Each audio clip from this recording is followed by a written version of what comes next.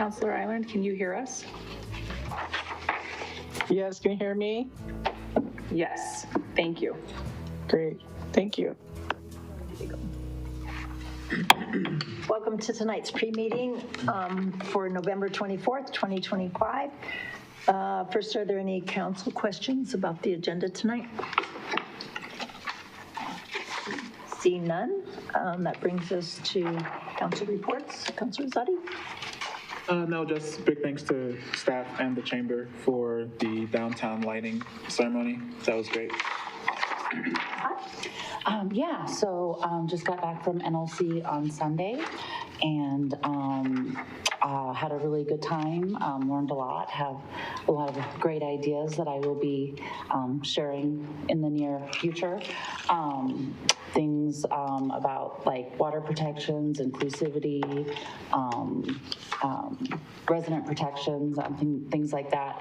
And then one thing I wanted to share is it was in Salt Lake City, and I'm wearing the official government Salt Lake City Pride pin. And the story behind this is they've had a pride flag outside of their city hall for years, for quite a while, and there's other cities that also have pride flags.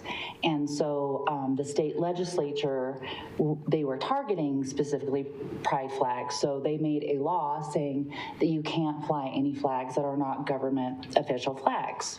So the city, or Salt Lake City, saw the loophole, and they created an official Salt Lake City Pride flag that has their logo on it, and that's where this pin came from, so they can continue to fly the flag. And so one of the things, and they're going to be sending me one, because I was like, oh, I want to get a hold of one, and so they got me in touch with one of their city councilors, and they're fancy. They have staff kind of like legislative aid type staff.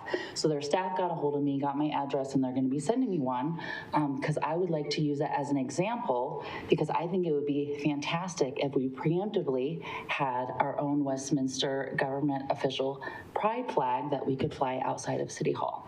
So that's one of the things that I'm bringing back from this year's NLC, along with other ideas that I will be sharing in the near future. Thanks. Councilor Carmelia?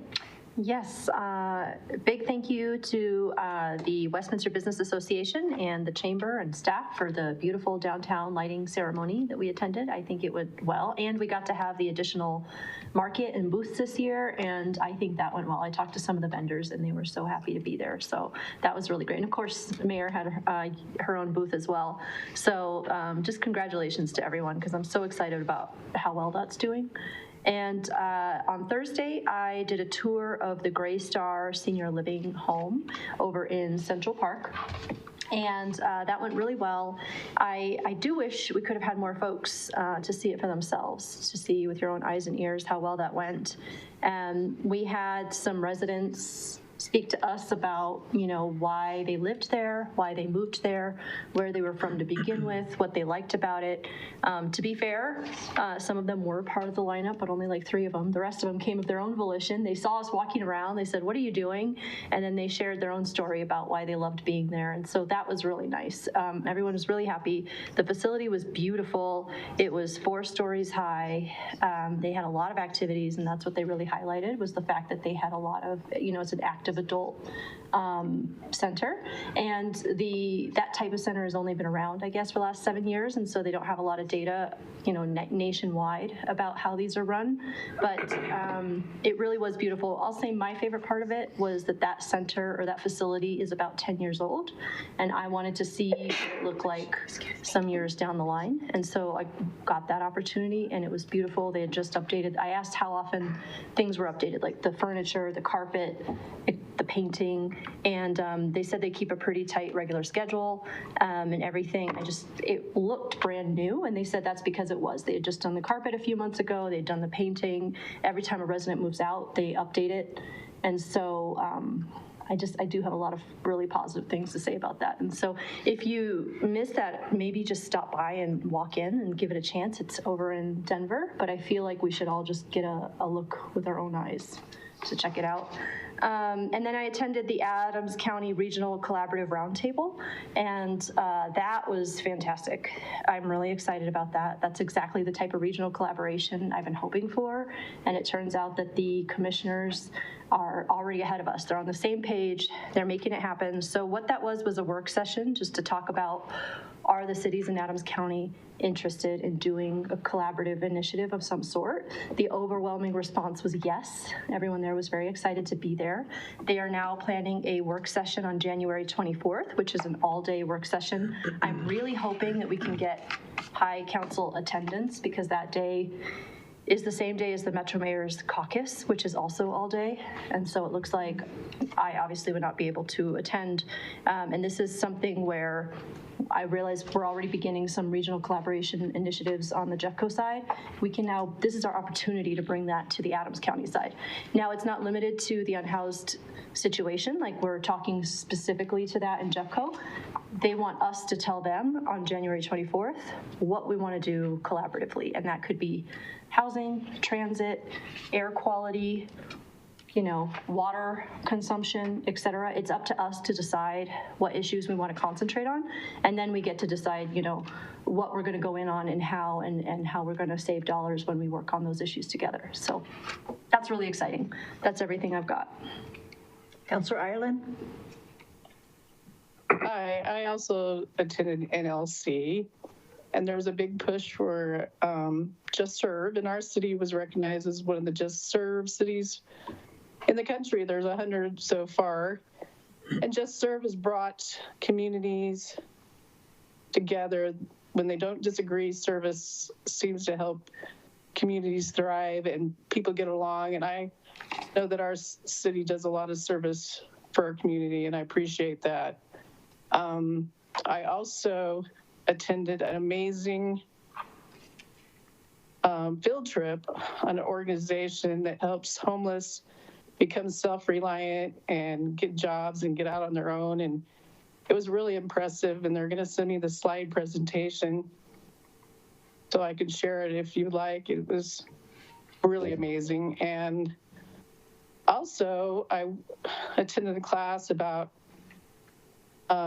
revitalizing or vitalizing downtowns, and one of the easy things that they suggested is to have 2-hour free parking. That it's increased their business 8-fold, which is a simple thing to do.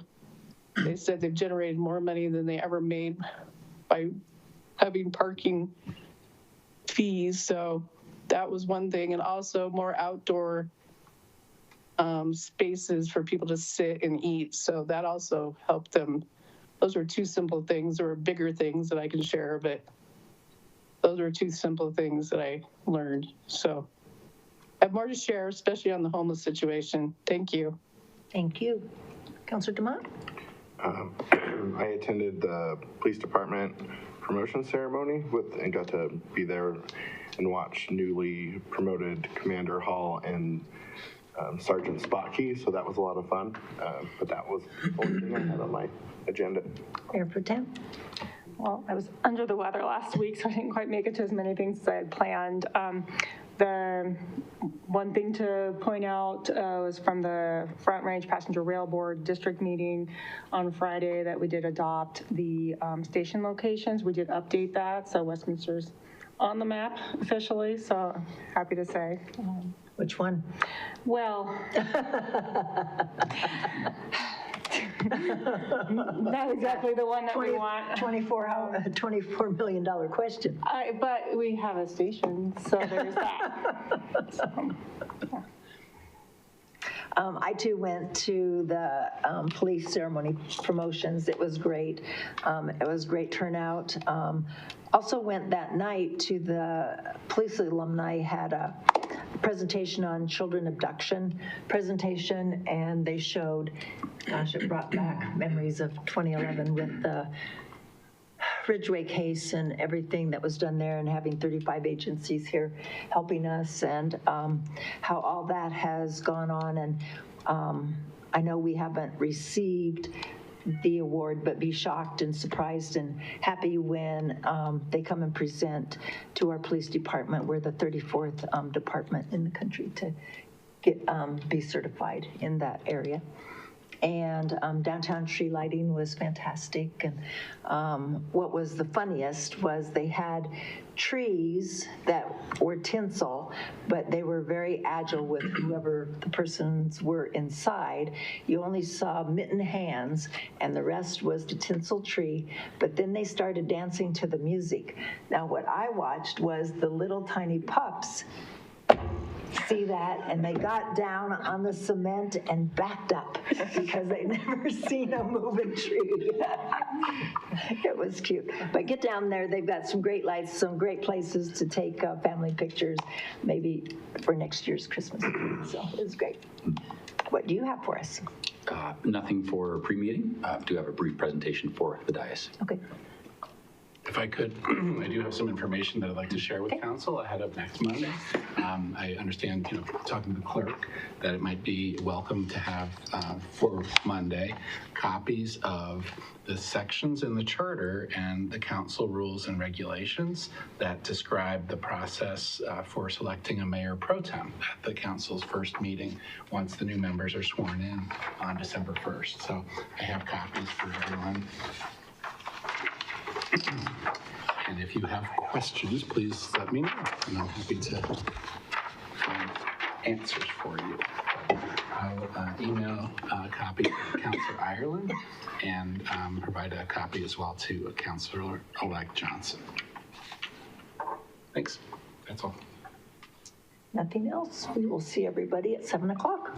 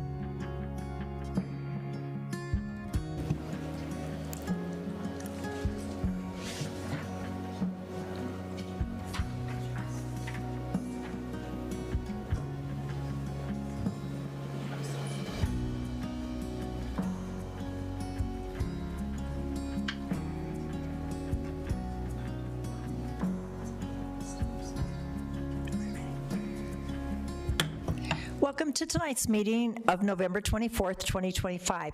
Please stand and join me in the Pledge of Allegiance. I pledge allegiance to the flag of the United States of America and to the republic for which it stands, one nation, under God, indivisible, with liberty and justice for all. Roll call, please. Counselor Carmelia. Present. Counselor Demott. Present. Counselor Izadi. Here. Counselor Hott. Present. Mayor McNally. Here. Mayor Pro Tem Nurmela. Here. Counselor Ireland. And do we have a motion to allow Councillor Ireland to be remote and participate in the public hearing as she's remote for family reasons? Mayor Pro Tem? I move to allow Counselor Ireland to attend remotely, including for our public hearing tonight. Councillor Hott. I second. It's been moved and seconded to approve Councillor Hott to be remote, including the public hearing tonight. All those in favor say aye. Aye. Aye. Aye. Opposed? No. Motion carries.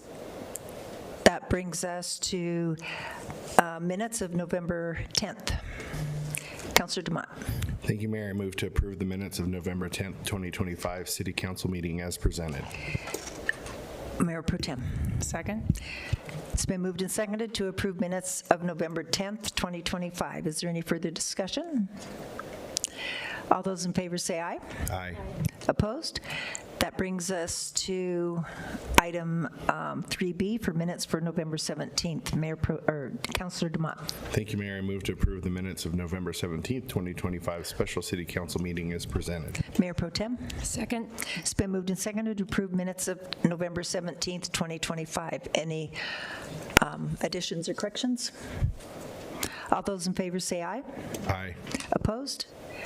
Motion carries. That brings us to proclamation for Small Business Saturday. Councillor Carmelia will make that proclamation to our small business presented to Lake Arbor Automotive and Truck.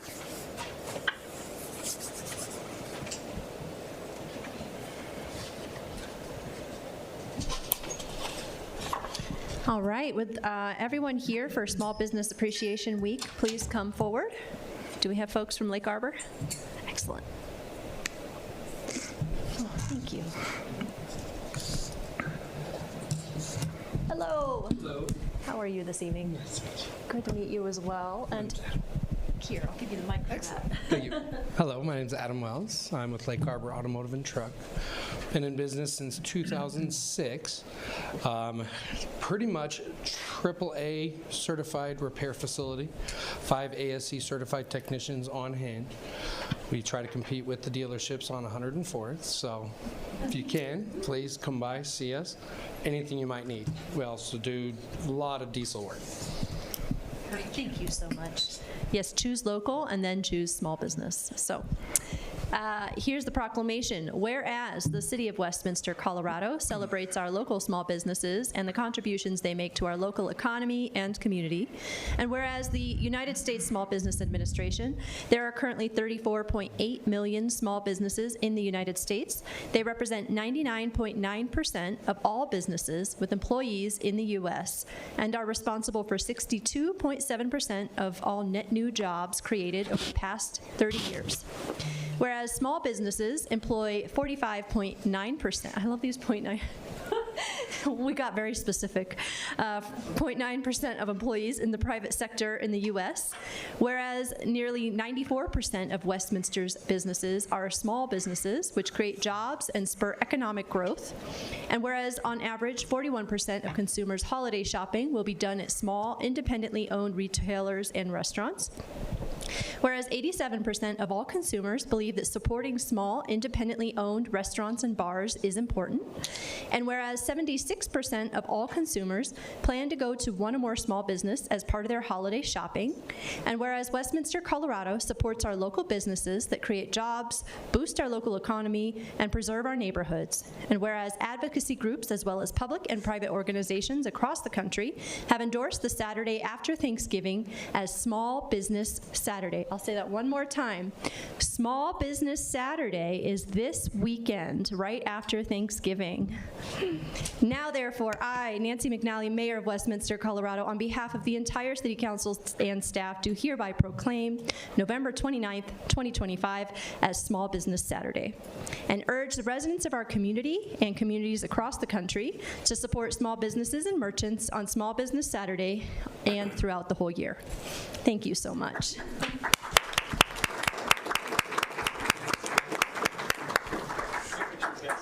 Okay.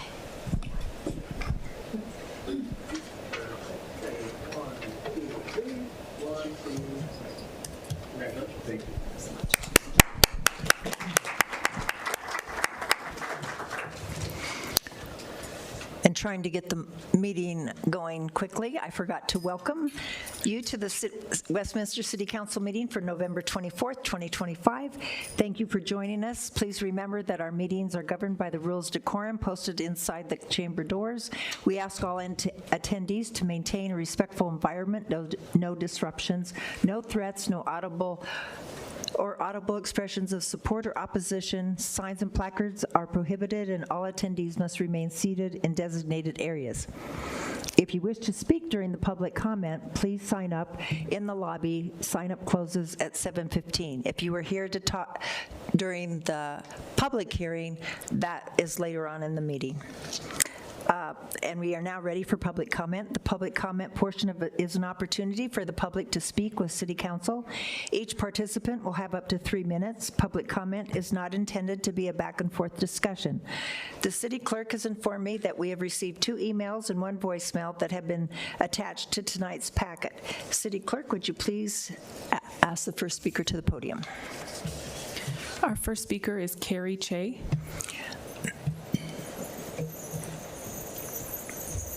Welcome. Hello. This on? All right. Good evening, Mayor, members of the council. My name is Carrie Shaw, and I'm the Executive Director for the Hmong American Association of Colorado, based here in the city of Westminster. And with me tonight, I have Tracy Yang, who is our Hmong Language and Culture Director for our nonprofit organization. And this weekend, we also are celebrating our annual Hmong New Year celebration, and it's going to be at the Riverdale Regional Park in Brighton, Colorado at Adams County, and we just couldn't wait to see you guys. So we came a few days early to thank you so much for your support, your continuous support. I know many of you guys will be attending this weekend, and we're just so excited to see you and share the wonderful program that we have planned. And additionally, we want to thank the City of Westminster for once again partnering with us and sponsoring this event. Your sponsorship means a lot to us. It helps us hold this special event for our community members year after year. And this is, I believe, the 42nd year that we're holding it here in Colorado. So thank you so much, Council, and thank you to the City of Westminster. And additionally, we want to invite the entire Westminster community to come out to this event. It is a very special event where you'll see a lot of performers sharing our cultural heritage and practices and traditions with everyone. And we have a very special opening ceremony planned for Saturday morning, which I believe most of you will be there for. This year marks a really significant year for the Hmong people across the United States. It's 50 years since the Vietnam War, 50 years since our people's support for the United States CIA, and the reason why we had to resettle here in the United States. And we want to take this opportunity to celebrate with our broader community, since you all have welcomed us with open arms and helped us build new lives here. I could not imagine my life abroad. I'm so thankful for our ancestors and our family for making the decisions that they made for me to have the life that I have today. And we're just so happy to be able to celebrate with you all. I'd like to hand the mic over to Tracy to share a little bit about what's happening at the Hmong New Year this year. Good evening, everyone. So just real quick, we have a lot of events happening for the Hmong New Year in the El Esser building. We're going to have a cornhole tournament. In the past, we have anywhere from 90 to 100 people participate in this, so it's just a huge event. And then the exhibit hall will have a lot of vendors with cultural apparels, kind of what Carrie's wearing, and a lot of food. And then the Waymire Dome will have a lot of the entertainment. So just want to welcome everyone. Thank you. And to close, all of our vendors are local business owners. So if you want to support and celebrate Small Business Saturday, please come out and join us and support our very own local business owners here in Westminster. Thank you. Thank you.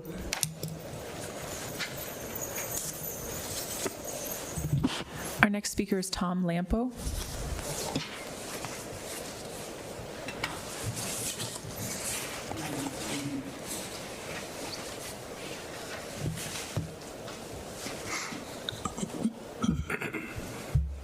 Welcome. Thank you.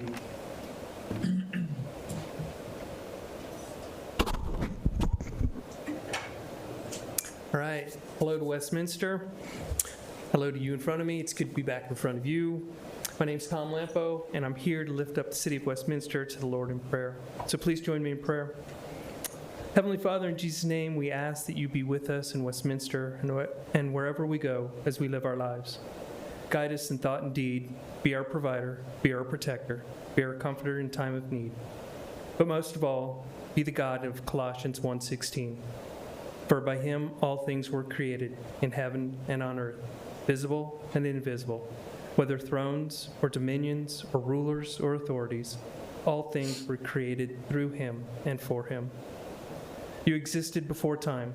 Nothing can match your ingenuity, your love, your glory. You are the divine author of our lives and the source of our existence. There's nothing, whether physical or spiritual or any human authority, that escapes your touch. You play an active role in our lives because the order and purpose of everything is for your glory. Let us glorify your name. The times we live in are unique to any other times in history. The stakes are higher now than in any time before. It's a time of reversals, a time of bondage to freedom. But we're all in different places in our walk with you, and for some, the path to freedom isn't clear.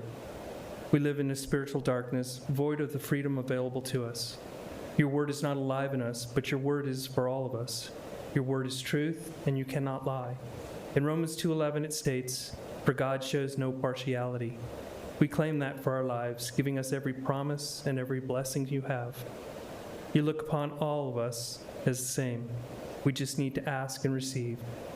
Then in 2 Corinthians 4:6 it states, "For God, who said, 'Let light shine out of darkness,' made his light shine in our hearts to give us the light of the knowledge of God's glory displayed in the face of Christ." Your light is knowledge and understanding, and in it we can overcome the spiritual darkness we live in. Bless us with knowledge and understanding. Open our eyes, change our hearts, so that we may know you and be released from the bondage that holds us back. You are our God, and we are your people. In Jesus' precious name we pray. Amen. And to everybody, happy Thanksgiving. Thank you.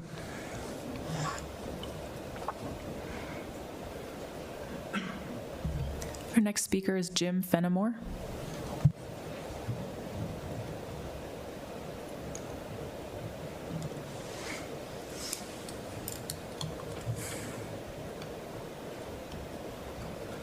Welcome. Good evening, Mayor and staff, Jody, Barbara, the community. I want to thank everybody for coming out and making this a positive business meeting for the city. It takes the community to come out to work with the city officials where we make this a positive community and better community for everybody. One thing I'd like to do is, we got Thanksgiving coming up. I know I'm going to be taking a little bit of my time thanking the good Lord for all the things that I've been blessed with. Bless him that I'm still waking up in the morning breathing. So that's always a good thing. I know I'm going to have a good day when I'm waking up that way. excuse my attire, but I was making hay while the sun shined, as my grandparents would say, on the farm. Had to work today. Last week, I'd like to give kudos to our fire department because they assisted Federal Heights in a two-structure fire. And they showed up with ladder trucks, pumpers, ambulance. They represented well with their mutual aid. So it was a great, mutual aid is a great program. And with that being said, there was somewhere between 3 to 5 homes that were saved due to the fact that the Westminster Fire Department showed up and backed up Federal Heights. So kudos to the fire department. And then Dave, Nancy, I don't know if this is the last time I'll be seeing you guys before I step down, but it's been good having you around, and hope to see you around and have continual conversations. Thank you very much. Have a great night. Thank you.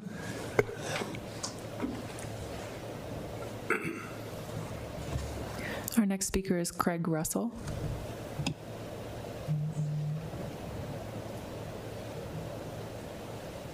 Welcome.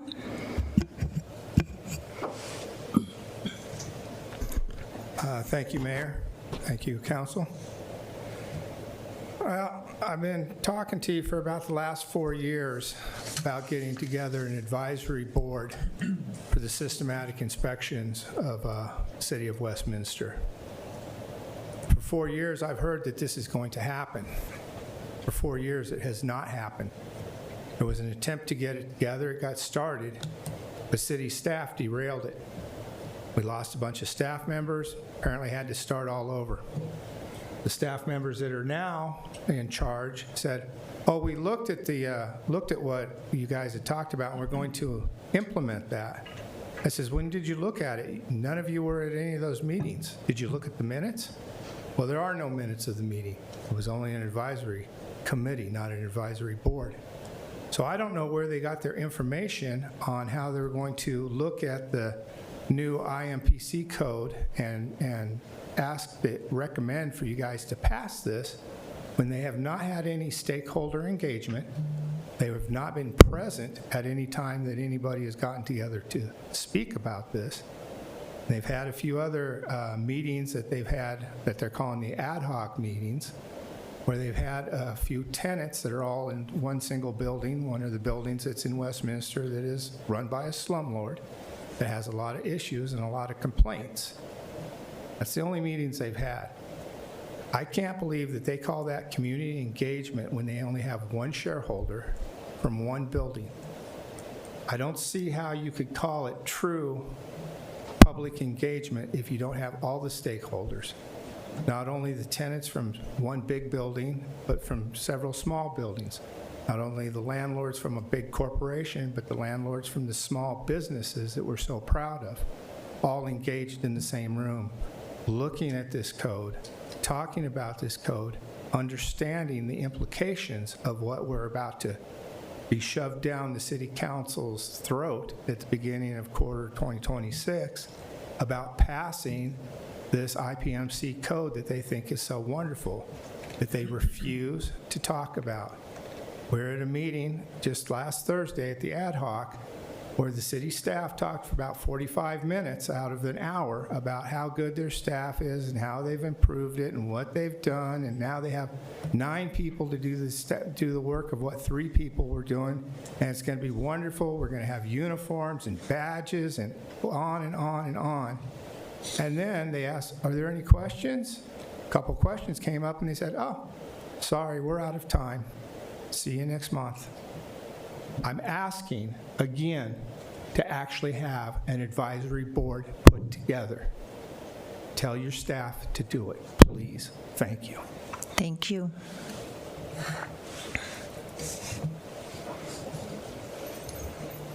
There are no more speakers signed up. Thank you. City Manager, you have a report for us tonight? Thank you, Mayor. I do have a brief report this evening. If I could have the next slide. I'm pulling that up. Next one, thank you. By way of city update, I only have 2 slides for city update tonight. This one is very big for our community, particularly our historic Westminster community. The building known as the Midlands Building, which is located at 7255 Irving Street, is now, the deconstruction of that building has begun by the owner, and that is following some intensive work and leadership by City Council, intensive work by staff to get a demolition permit in place. The owner has commenced that work. There are some logistic challenges that they're working through, but the work is underway, and we will endeavor to keep City Council and our community apprised as to when that will be completed. And based on some questions that we've been receiving last week, we want to clarify in public meeting that it is the owner of the building who is undertaking the deconstruction and bearing all those costs. This is not a city cost item. With thanks to the owner, he is now taking that building down, and we'll keep you apprised. Next slide, please.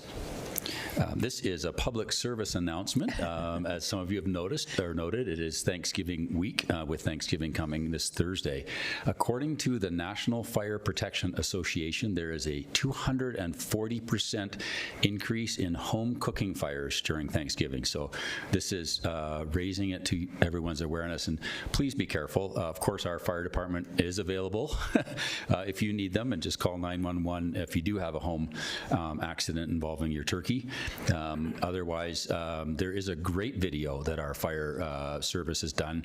That's a still from that video about how to properly deep fry a turkey. A lot of people do this, and it's actually a little bit tricky. So for more information, go to fb.com/City of Westminster, Colorado. So that's Facebook. So on the city's Facebook page, when we checked today, was the second posting down. So we've re-upped it on Facebook for everyone's benefit, but please be cautious with your kitchen this week. Next slide, please. For tonight's agenda, I have 2 slides. A presentation on Small Business Saturday has been read and received, and that's a big one for our community. Mayor-elect Carmelia noted 94% of our businesses in Westminster are small businesses, so this is a great time to get out and show support for our local business community. On consent agenda, we have 8 items, including 4 second readings this evening.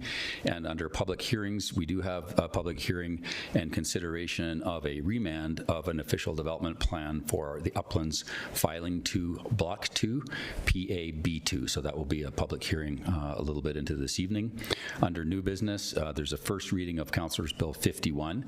That's a cell tower lease agreement with T-Mobile, and that's at the Countryside Recreation Center. And we also have a first reading of Bill 52, which is cell tower lease agreement also with STC5, and that's at 9000 Block Field Street. Next slide, please. Under old business, there's a second reading tonight on Councilor's Bill 47. That's regarding the Employee 401A Defined Contribution Plan.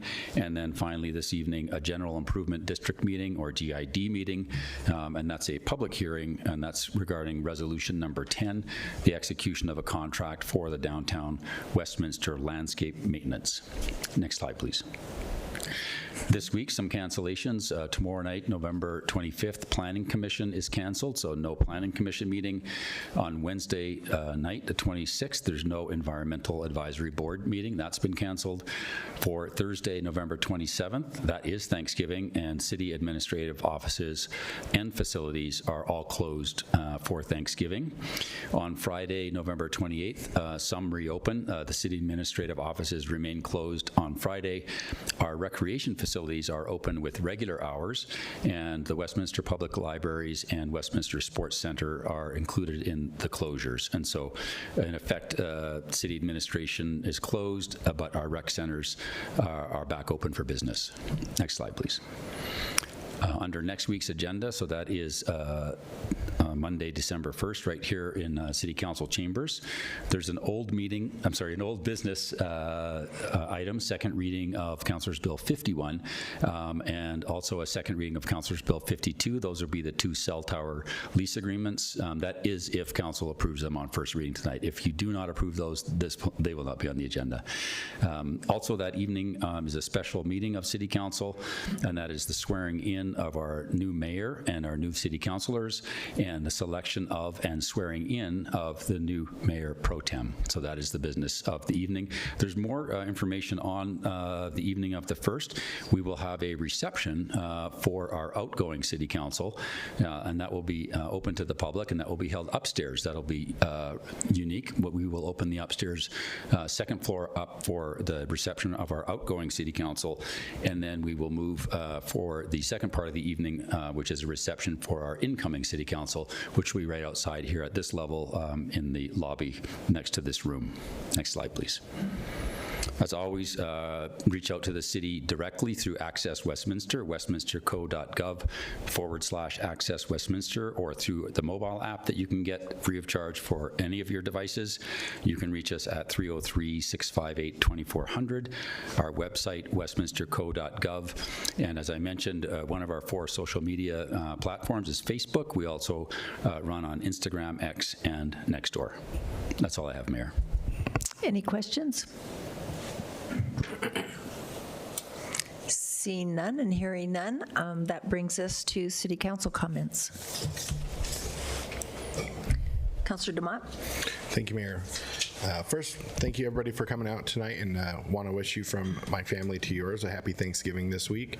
And then lastly, this week on Wednesday is my last Policy and Pilsner. Been doing these for the last 10 years.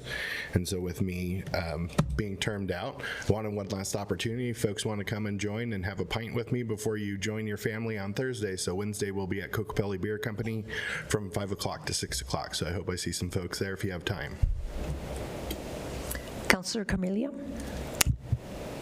Yes, I have a lot of thank yous this evening. But first I'll follow up on my regular meeting with the public as well. I have coffees on the 4th Saturday of the month, and just know that December is canceled, and so we'll pick that back up in January. So if anyone's listening, we won't be there in December. But a big thank you to staff and the owner of the Midland building for working with our staff on getting that down. I know that was a real big win, and I saw that people in that part of the city are really grateful that happened. So thank you to everyone. And I wanted to say a big thank you to the guardians at the Westminster Hills Dog Park. I meant to have a public comment last week for them and forgot to do so. They did a pet food drive, and I don't know the number. I'm sure they'll be here next week to tell us what that number is, but they raised an awful lot of pounds of food for shelter dogs and cats and animals, and it's just amazing work that they're doing. And it goes to show you how easy it is to get involved and do some good in your community. All you have to do is stop by and say that you're doing something, and then it's done. And then I want to say, I said this earlier in my comments, but again, big thank you to our Westminster Business Association and our Westminster Chamber for the downtown lighting. It was beautiful. It's our 2nd annual one we held this past weekend, and we added a market, and I would say it was a really great success, and I'm so excited to see that event grow over the years to come. And then in general, I just want to say thank you to all the volunteers and those in the community donating. This week is the beginning of, and for the past month, I would say, many people have been making a concerted effort to donate and give their time, energy, and money to food banks. And I went to the grocery store yesterday. I ran into more than one person collecting food off the shelves to donate. And so just thank you for doing all you can for those in need. And I've seen in the rates right now for Food Bank of the Rockies, they're up there, but that's because we need them. The need has more than doubled right now. And so to all of you doing good and spreading joy and love and making a real impact in the community right now, thank you. And happy Thanksgiving. And I'll just share, I read 4,000 pounds they gathered, yeah. Councilor Ireland, since I can't see your hand, do you have anything?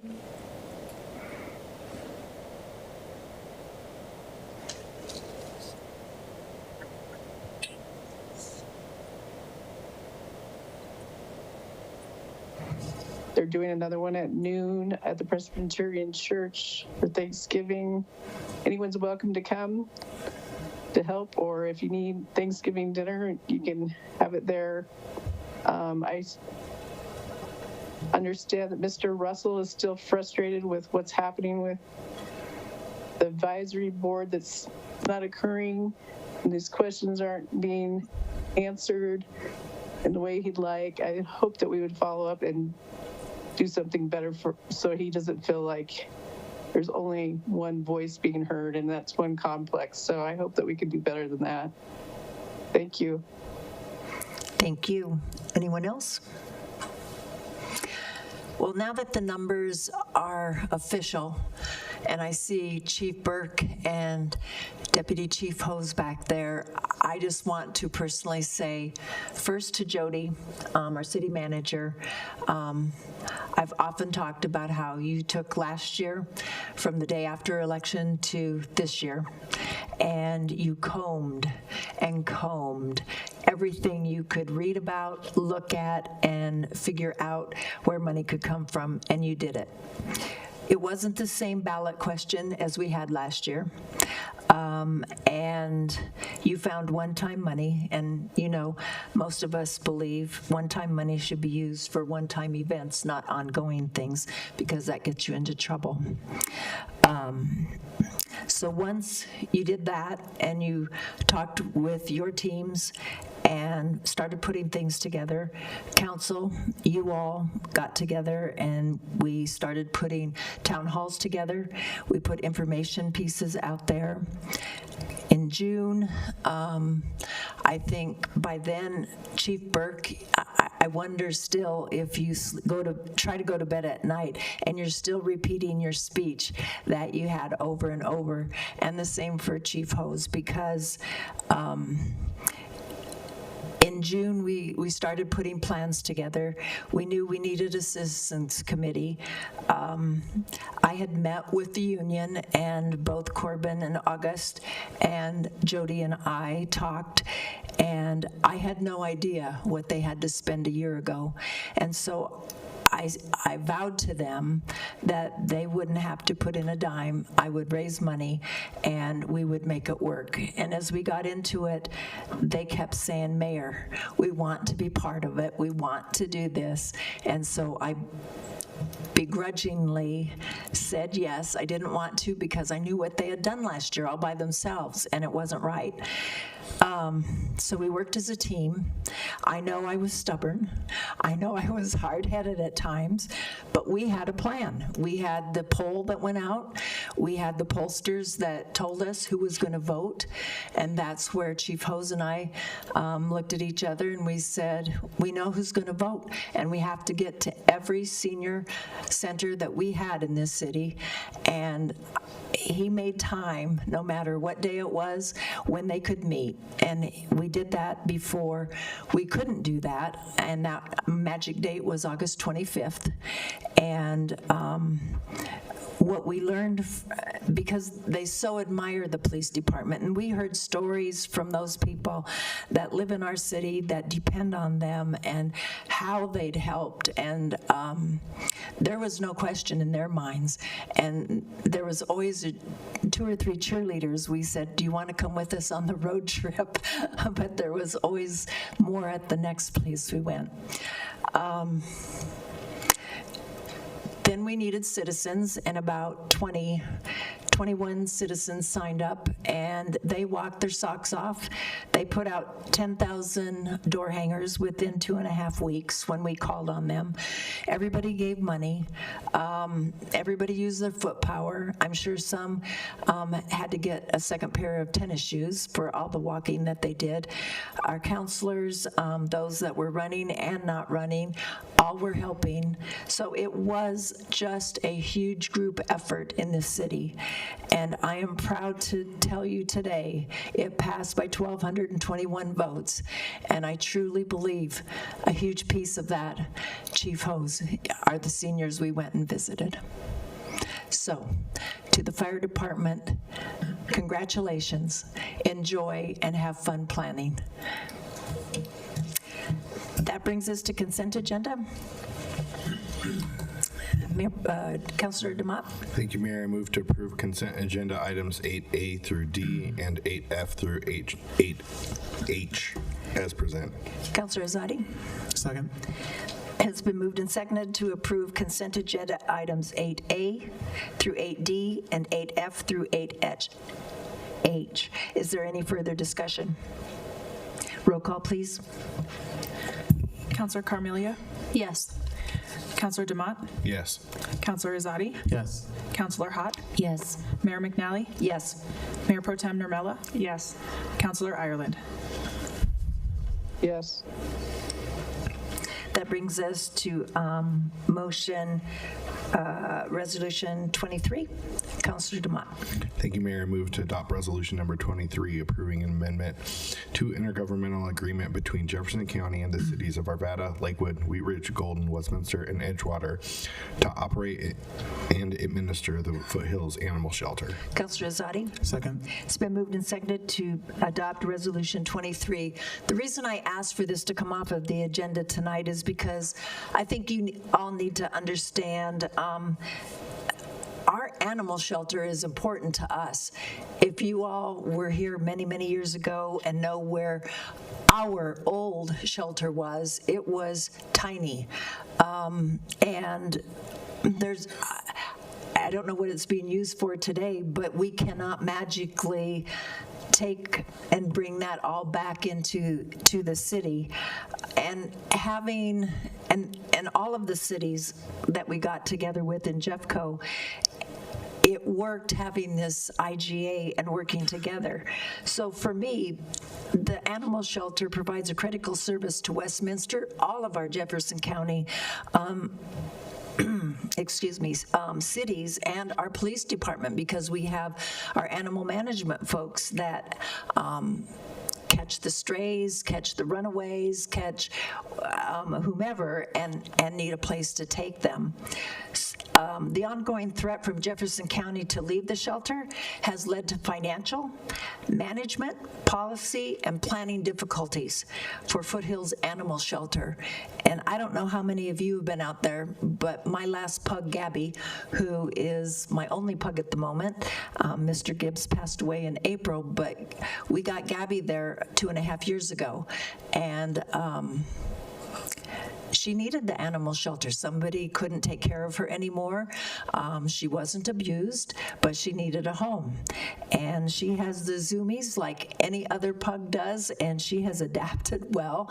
And I'm grateful for them that they give animals a second chance. So we believe that the sustainable operation of the Foothills Animal Shelter is in the best interest of Jefferson County and our Westminster residents. We believe the Foothills Animal Shelter should be operated by experts in animal welfare. It isn't just anybody that can run a shelter like that. This amendment to the intergovernmental agreement is in the best interest of Westminster and the shelter. And so I just wanted to make those comments publicly, and if anybody else has anything, holler, but that was the reason why I asked for it to come off. Roll call, please. Counselor Demott? Yes.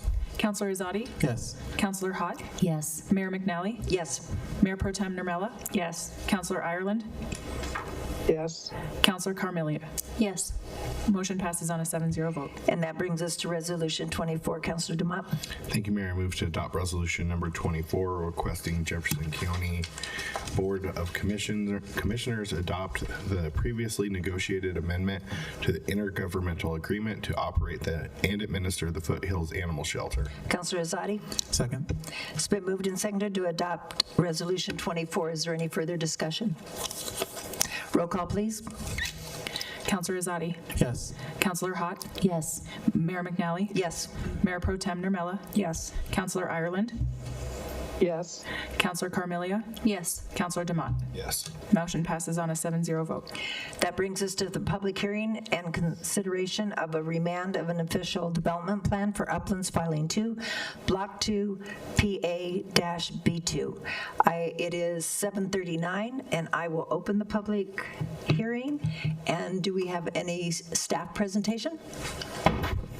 Yes, Mayor, we do. I'll ask our staff, Jacob Kaza, to come up, please. Welcome. Good evening, Mayor, Mayor Pro Tem, and City Council. Just a second as we get this loaded.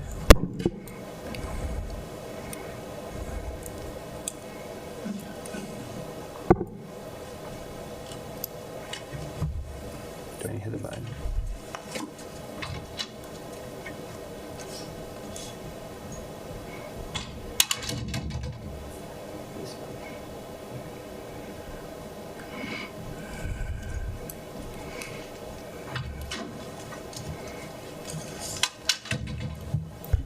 Sorry, Mayor. That's okay. Good evening, Mayor, Mayor Pro Tem, and City Council. My name is Jacob Kaza, Principal Planner with the city's Planning Division. As a part of bringing this remanded project before you, a staff agenda memo has been created, and tonight's public hearing has been properly noticed. The agenda memo, its associated attachments, tonight's PowerPoint presentation, the public notices published in the Westminster window, the mailed notices, and the posted notices are hereby entered into the public record at this time. The notices of the public hearing were mailed to 2,293 property owners and tenants within 1,000 feet of the parcel under consideration tonight. 7 public notification signs were posted on the subject property, and the city has also posted the hearing date and time on its website. Here's a map of Block 2, filing number 2 of the Uplands development. The project site is located on the southwest corner of Lowell Boulevard and Bradburn Drive. This site plan is from sheet 30 of the ODP as it was originally submitted. The plan includes 26 custom single-family home lots. On August 11th, 2025, City Council considered the ODP at a public hearing. City Council remanded the ODP back to the Planning Commission to address 5 concerns that they identified. The 5 concerns were: evaluate a potential redesign of access points, potentially adding a second access on Bradburn Drive. Second, provide clarity on maintenance and access of the gate. Engage the neighborhood to determine if closing the gate and restricting access to emergency vehicles would alleviate their concerns on cut-through traffic. Third, ensure access to West 82nd Avenue from this development is for emergency vehicles only. 4, evaluate the height allowed on Lot 13 to reduce the impact on the view corridor. And 5, address the guest parking deficiency. The applicant has prepared 2 different plans to address the concerns. The first plan would change the notes regarding the gate and limit access specifically to emergency vehicles only, as shown in attachment 9. The second plan would sever the alley connection to West 82nd Avenue and utilize city property for a compliant fire truck turnaround, as shown in attachment 10. Staff have reviewed both plans for feasibility, but have not conducted a technical review. The first plan does not address staff's concerns around the alley connection. The second plan does generally address staff's concerns around the alley connection. The applicant does not want to reduce the unit count, and without reducing the unit count, there are no other viable options for access on the site. In either plan, the applicant proposes to reduce the height allowance for Lot 13 and can provide 2 or more additional guest parking spaces adjacent to the alley. If City Council were to approve the proposed ODP with either plan, staff recommends that the ODP be sent back to technical review to include the changes in the development plan. If City Council were to approve Plan 2, staff would recommend that City Council authorize the city manager to sell that portion of city property back to the developer at current fair market value, as city policies generally do not allow the use of city property for private development. And up on the screen here is Plan B or Plan 2. Section 11.515 of the Westminster Municipal Code contains 17 criteria that are to be considered when reviewing official development plans. Overall, neither option prepared by the applicant to address the remand from City Council sufficiently addresses all the concerns identified by staff. Staff finds that the official development plan does not meet these criteria as outlined in detail in the agenda memo. Staff recommends that the City Council hold a public hearing and deny the ODP. Planning Commission voted unanimously in favor of recommendation for approval of the ODP with Plan B, with the condition that the ODP be sent back to technical review to incorporate the changes. And staff finds that a recommendation of denial of the application would meet the city's strategic plan priorities, access to opportunity, and resilient infrastructure, as the development proposal lacks diverse housing choices and includes inefficient provision of public infrastructure. The applicant has a good detailed presentation to share with you tonight, and there are several members of staff here tonight able to answer questions, and we're happy to do that after the presentation. Thank you. Thank you.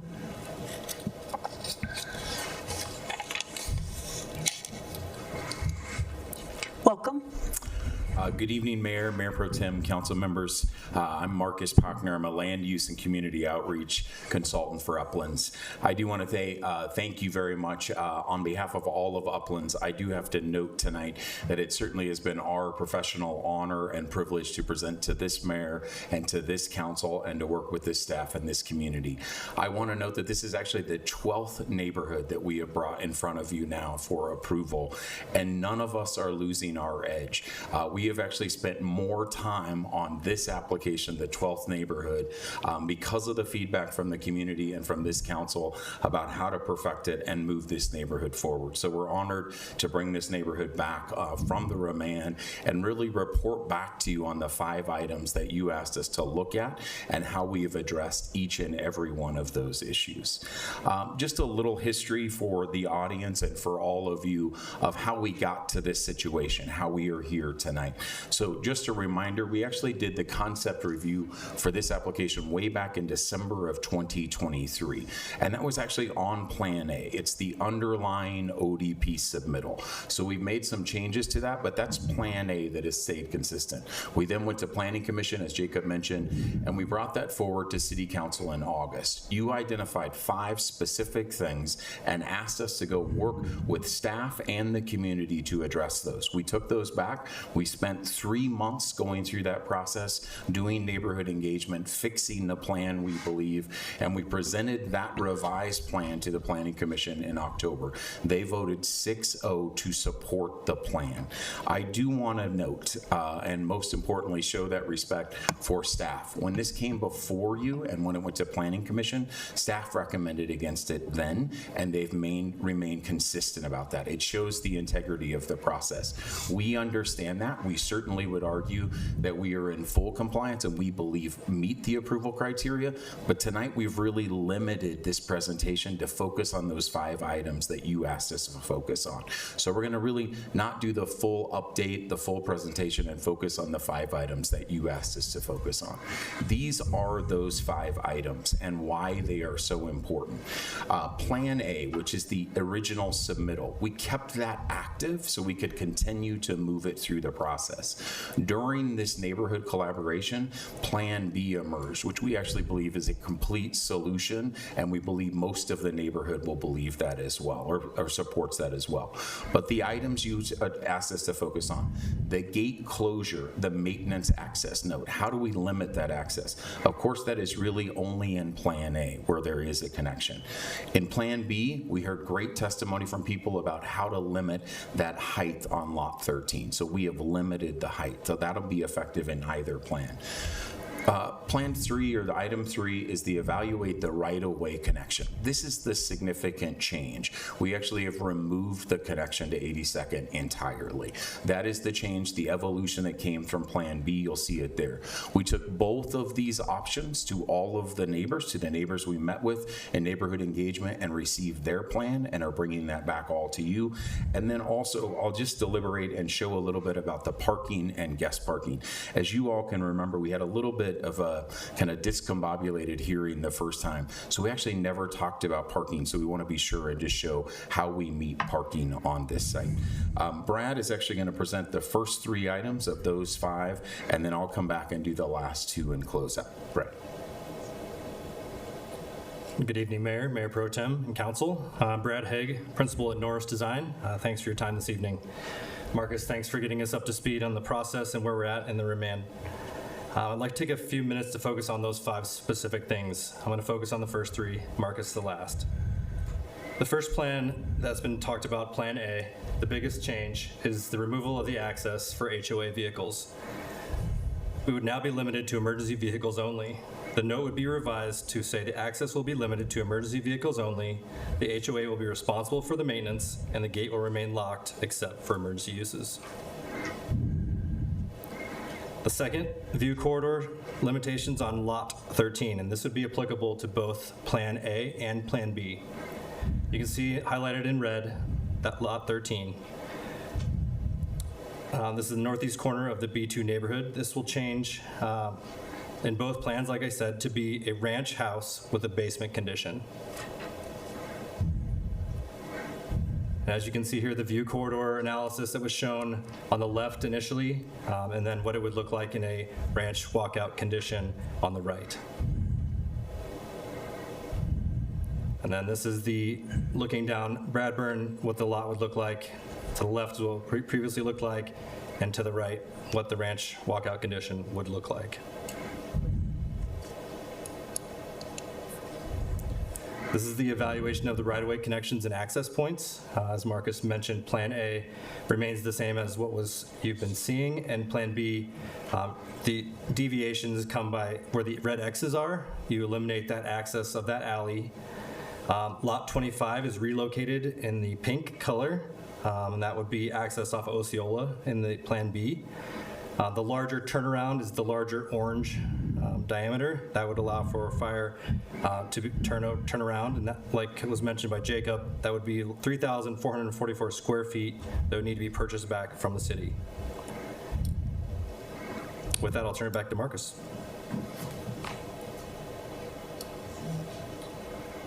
So just as the mayor did, I just want to acknowledge that we worked very closely with the fire department on this change to make sure that this could actually occur. That's why you see that larger orange circle there, to go through all the radius, the turning mechanisms, that this could be accomplished, and also remove that connection point.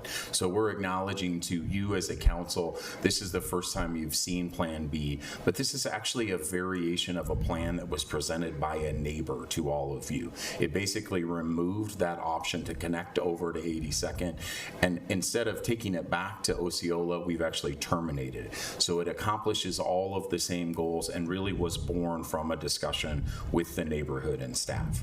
I do want to just focus on now the neighborhood outreach. You asked us to be sure and be diligent and work with those neighbors. This shows first the informal meeting we had on August 28th. We actually went to 82nd, invited all the neighbors, and sat there in the cul-de-sac and understood the full plan. We talked about the limitations and what needed to change, and the primary concern being that access to the alley and how to remove that. We then also showed them and talked through the alternative plan of simply removing that connection. We garnered a great deal of support from the neighbors. We then spent the next 2 months really working with staff to be sure that we could meet technical compliance and work with them to gain that support for the plan as well. Finally, we held 2 formal neighborhood meetings on October 7th and a virtual meeting October 22nd. Every neighbor that attended those meetings was in support of Plan B. We had a great feedback from all of them about how to make B2 and these 26 lots a great neighborhood plan. I also just want to show for the guest parking so everybody understands the parking on this site. As you can see, there's a requirement for 104 parking spots. We are providing all of those 104 parking spots. In addition to that, we are providing 17 spots on Osceola Way, and that doesn't even count on Bradburn Drive, where there's an additional well over 40.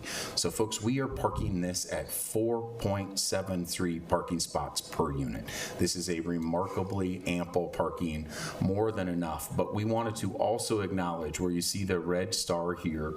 This council asked us, when people find out that there's a park back there, right, a great amenity, maybe they'll need some additional parking. So we have worked closely with staff to put in as many parking spots as we can fit in there in a technical review. If we're able to move forward, we have drawn 2 to 6 parking spots there in that area, and we'd be honored to add those additional guest spots. So certainly have plenty of parking for the community, and then the ability to add guest parking as well for the park feature on our site.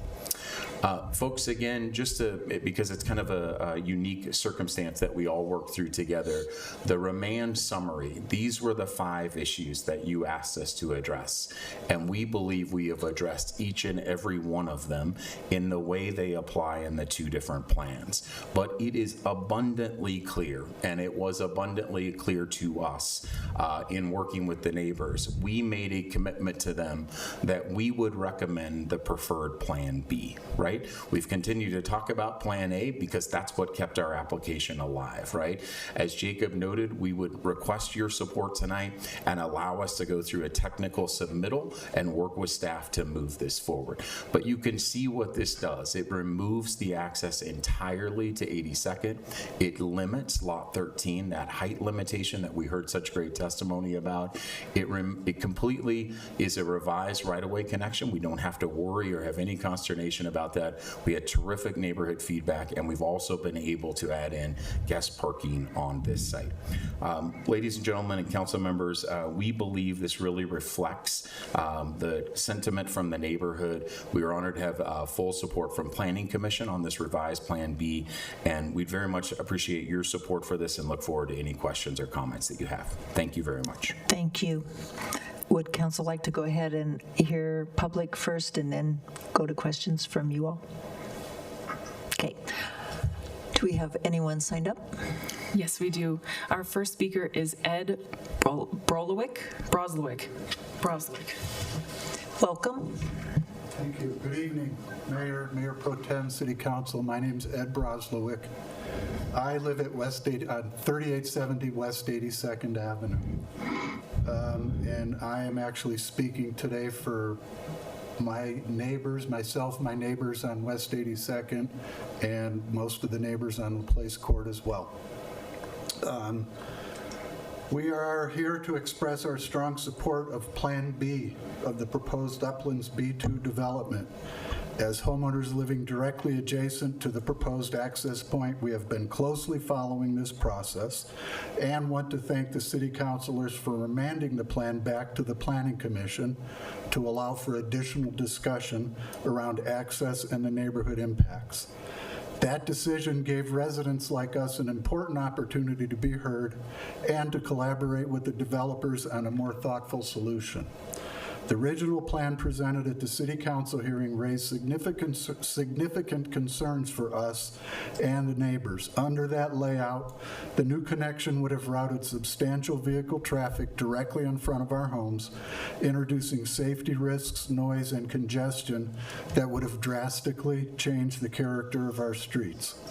Many of us worried that this would create a new cut-through route rather than maintaining the quiet residential nature of our neighborhood. Since then, the developer has come back with two alternatives. Of these alternatives, Plan B clearly represents the best and most balanced solution. It eliminates the through connection, replaces it with a proper hammerhead turnaround for service and emergency vehicles, and it adds additional parking near the pocket park, improving functionality without adding any unnecessary traffic. Plan B effectively addresses the community's concern about safety, access, and livability while still supporting the broader goals of the development.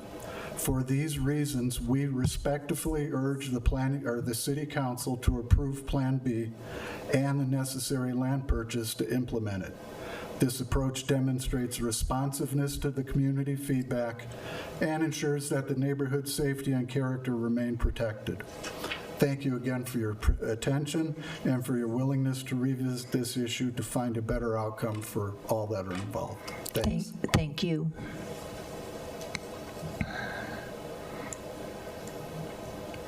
Our next speaker is Linda Graybeal.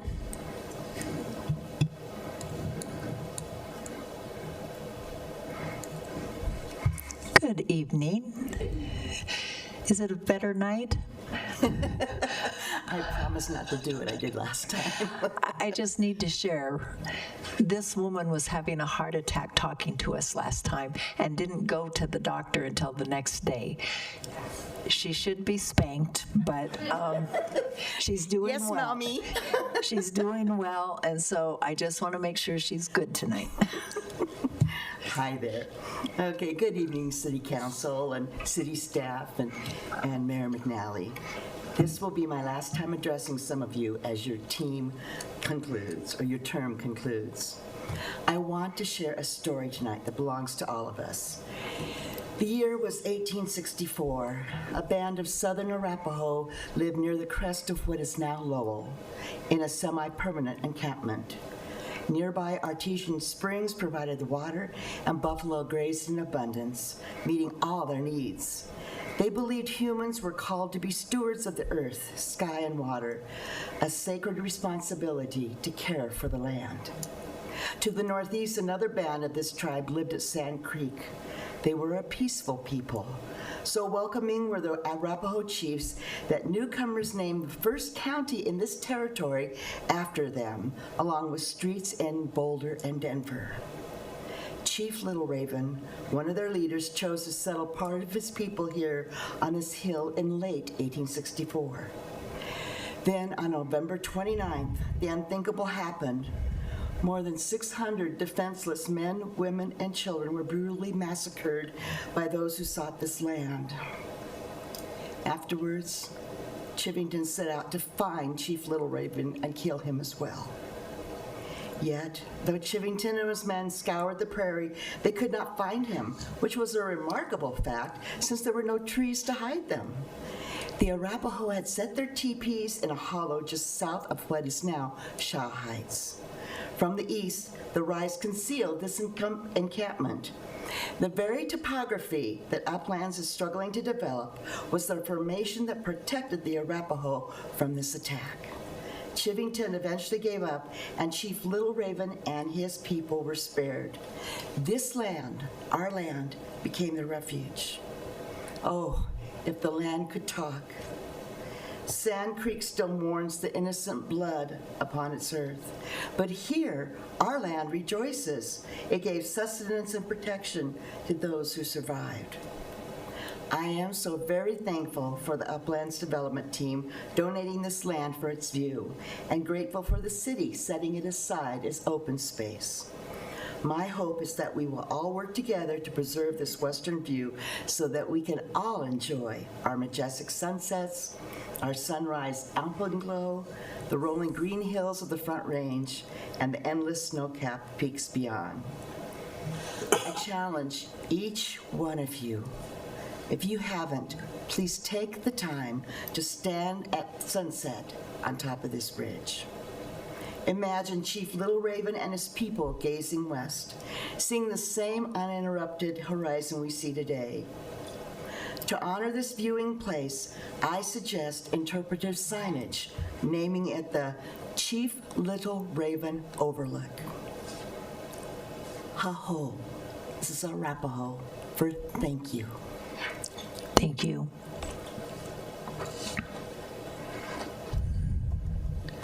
Our next speaker is Christina Matson.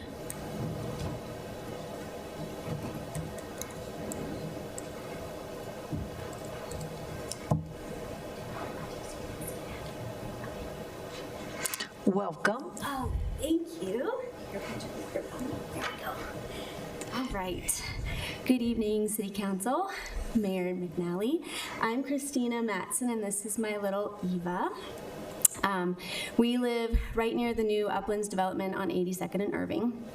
So I don't have much to say today, except that we are nearing a big decision here with this Uplands development that, once in motion, can't be reversed. Sorry. Just like in every other area of life, I imagine that once a development is approved, there are plenty of aspects that stray from the original plan. But by then, it's too late for changes or complaints. Is the line of sight in the viewing corridor really going to be what they're saying, or might the obstruction be a bit higher once crews are on the ground and actually digging versus the mock-ups we see on a computer? This is why it's scary that even in the mock-up, the line of sight in the viewing corridor is still somewhat obstructed. Big projects rarely have the end surprise of actually taking up less space than originally imagined.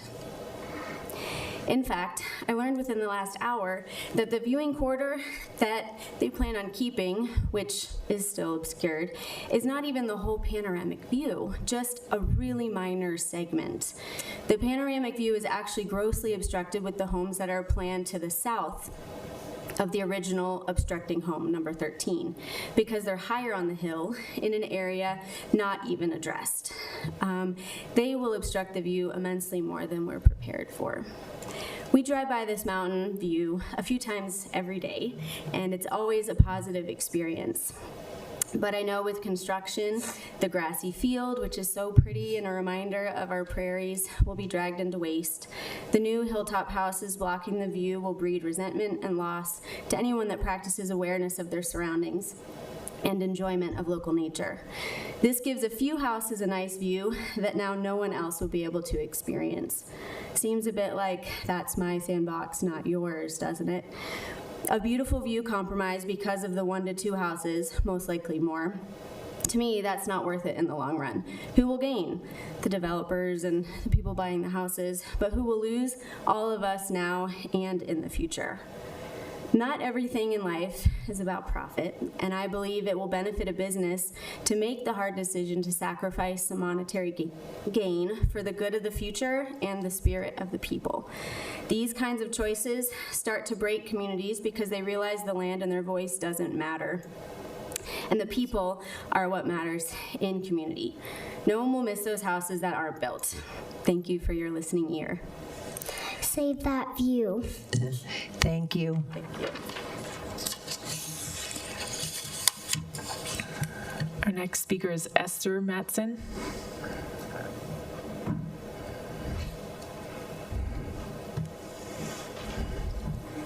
Welcome. Thank you.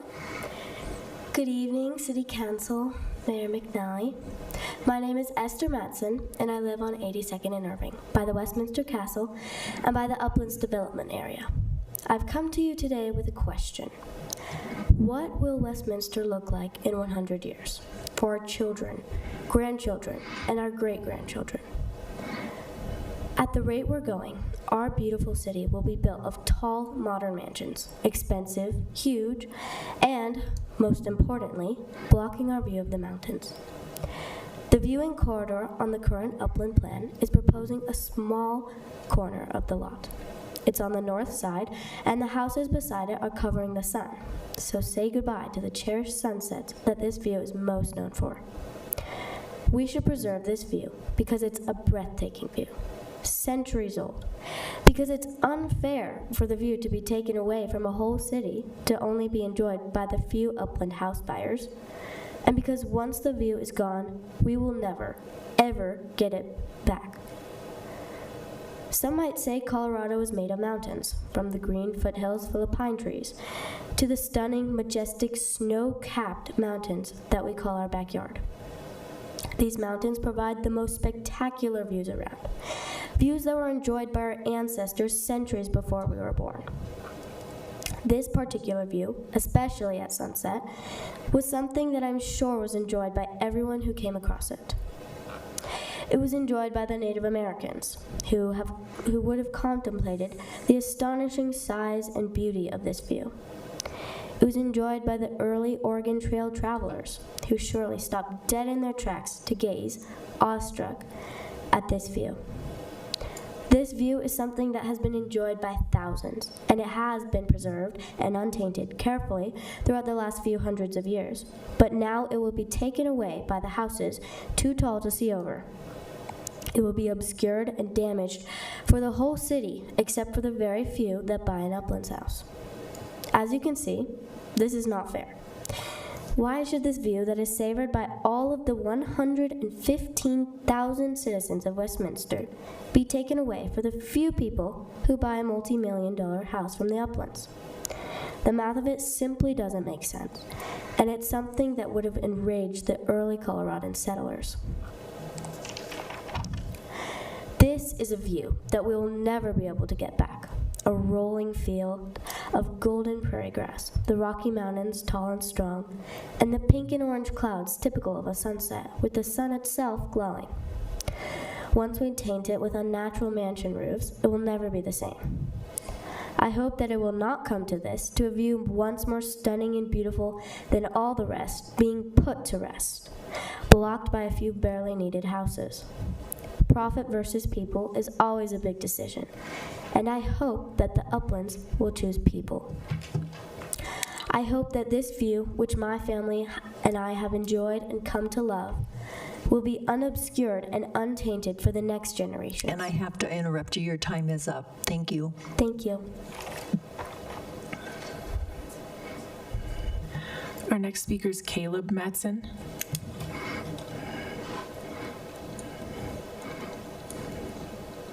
Welcome. Thank you, Mayor and Council. It's a rare opportunity to have your daughter in civic engagement. That's my daughter. Actually, hear from a responsive government. A couple months ago, she came and spoke here about this very view preservation, and you guys voted, hey, we want to address that concern of the people, and you remanded it to the committee. And we went home from there feeling like, wow, that was crazy. The city actually responded to the people and listened. So it was something we're really excited about, and a rare opportunity when it comes to government. All these views, I know you guys hear lots of issues, so when you talk about views and things, you know, the details, things can get lost in the details. I just printed out some pictures of this view, if I could give these to you.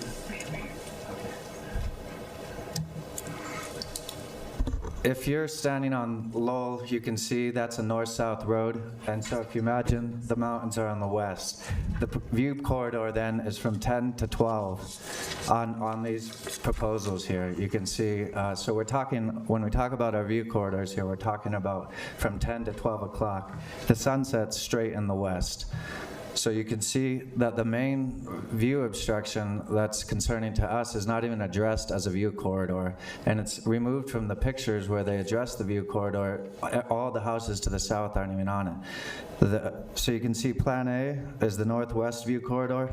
On Plan B, they dropped one of the lower houses that's 30 foot lower in elevation already. They dropped it to 1 story. Meanwhile, all the houses that are higher up the hill and the direct west facing haven't even been addressed. And when the committee was hearing it, there was one question asked about it, and I believe the response was, those houses are too challenging to address that concern. If you flip the page over, you can see the unaddressed houses that are direct west, and the main part of the view is directly west, not the northwest, and it hasn't been addressed, and it's been removed from the pictures where you see it. So these are just kind of the things that can get lost in the details, that can get lost in a committee that isn't familiar with all the details, and then glossed over, and then allegedly dealt with, and then the view is lost. I was super proud of Westminster City and all of you guys for addressing and hearing the concerns, addressing the concerns. And I was really disappointed to hear it get glossed over in the committee meeting, and just the one objection raised, or the one committee member that asked about the view corridor to the southern houses that are higher up on the hill, the response was, it's too challenging to address that. And that's the main thing here. That's the main view that you guys are hearing spoken about. So I just ask that you guys make us proud again and vote to remand it till there's an actual serious addressing of the view corridor here to the direct west, not just the northwest. Thank you. Thank you. Our next speaker is Charles Ragsdale.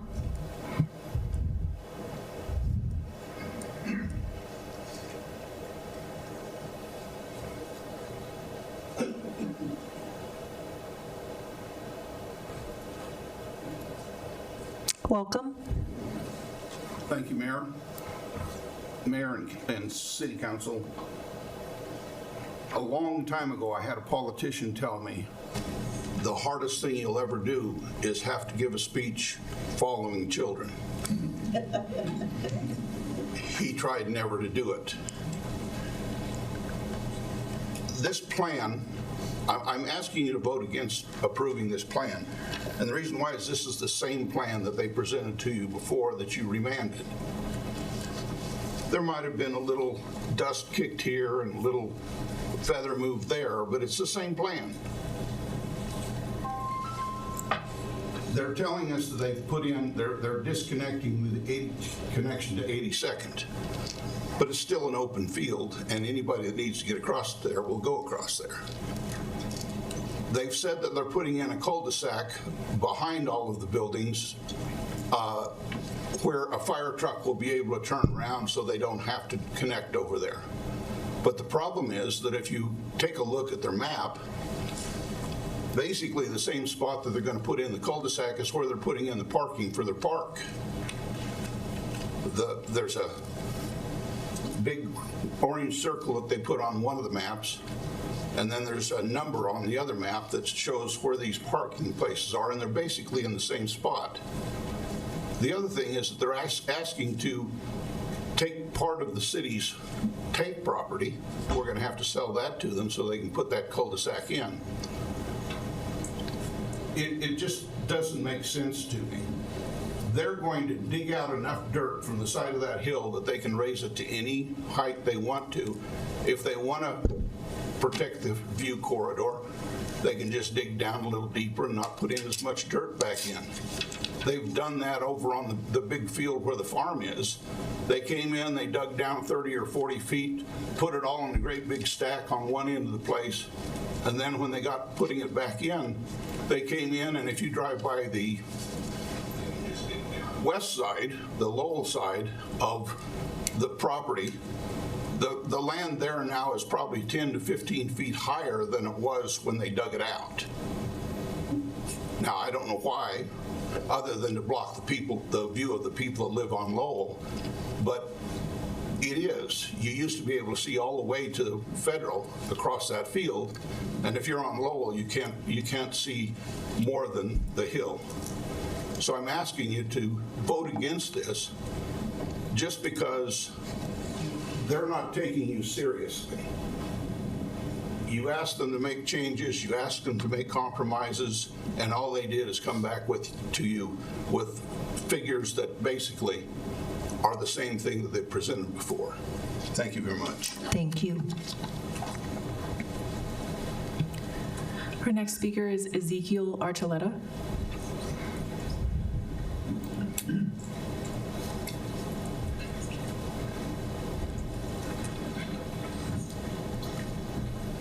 Welcome.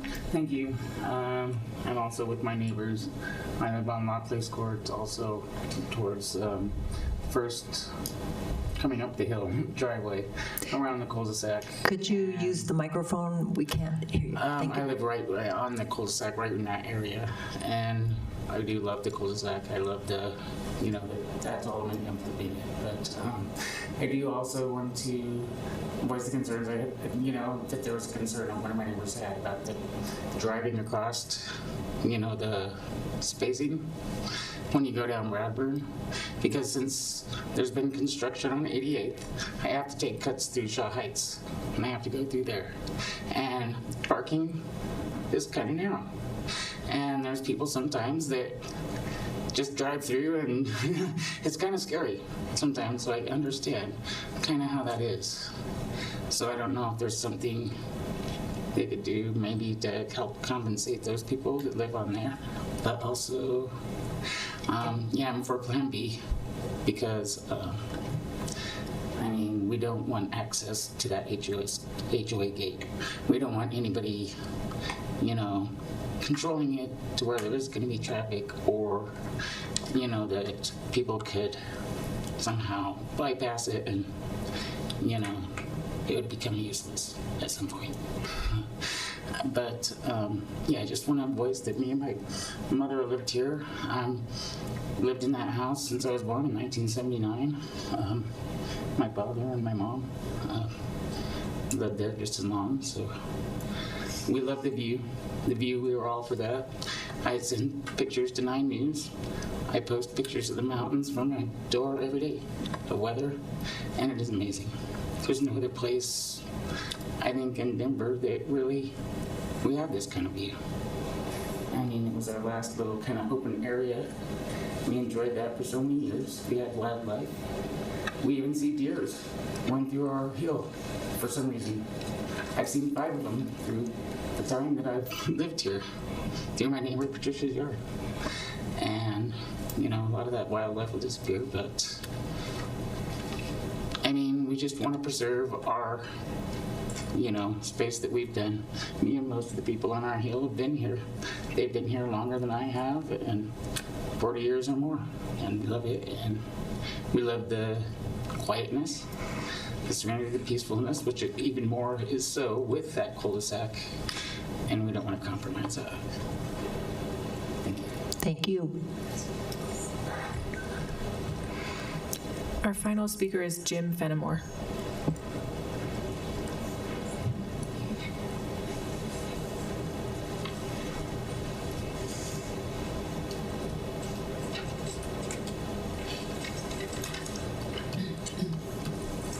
Welcome. Good evening again. This property is a challenged piece of property to develop. It's been open for all these years. I've been enjoying that view for about 65 years. I've got 67 years. And with developing that property, I have enjoyed watching the fireworks off of that hill and things, and I understand that also people bought it and want to develop it. So I think it was a good decision to send this back to planning to try to work out the bugs in this development along with the developer. I do think it's a great idea where they're not going to be putting vehicles out of this subdivision onto 82nd and interfering with the neighbors there. There'd be a lot of it would be extra traffic there. And there was a lot of development and money spent to change that to where the public was not accessing down to 82nd. So that was a good plan. Sounds like we might have a few more things. There's family members not in favor of this, definitely. The roundabout, as long as the developer is planning to have that roundabout where there's no parking in the roundabout, which it would obstruct with the fire department bringing their trucks in there when they need to come in, would be a key thing, to where the 6 spots for parking for visitors, that's a great idea. But that needs to be separate from the roundabout, not having that included. So I'm just not sure if that is separate or if that's included in the roundabout there. So I think we're on the right trail, trying to get this redeveloped and redesigned in ways that work for the developer and the community. That is important. Thank you very much. Thank you.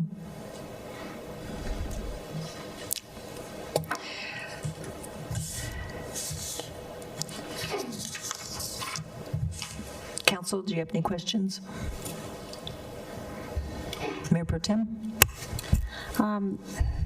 Thank you, everybody, both for the presentations and for the public input. I do have a question for staff. There were concerns from staff regarding the grading of the site. I can't point to exactly which criteria it was, but staff had mentioned that the proposal has more grading or height differential in it than I guess it needs to have, or the existing site has. Can you explain that a little bit more? Welcome back. Thank you, Mayor. Yes, Mayor Pro Tem, I'll go ahead and go to one of the slides here. I think it has a grading plan on it. Oh, it doesn't. But I can go ahead and explain from here. So the existing property has approximately an 8 to 10% slope along the hill that's kind of maintained throughout there. And so their proposal, in order to make the roads work and have a flat driveway and such, you have to have more level spots than 8 or 9%. So in order to have a flat alley and then a flat parking pad for your home, then another flat space for the Osceola Way, and again another flat spot for the homes, they have to increase the grade in those portions where those that the road is not. So the portions of the backyards and where the side yards are, you'll have grades from 10 to 25%. These are all planned as walkout homes, except for, and this is the Plan B, this is the remand plan up on the screen now, except for the 2 homes that you kind of see to the southwest by the 82nd Avenue cul-de-sac.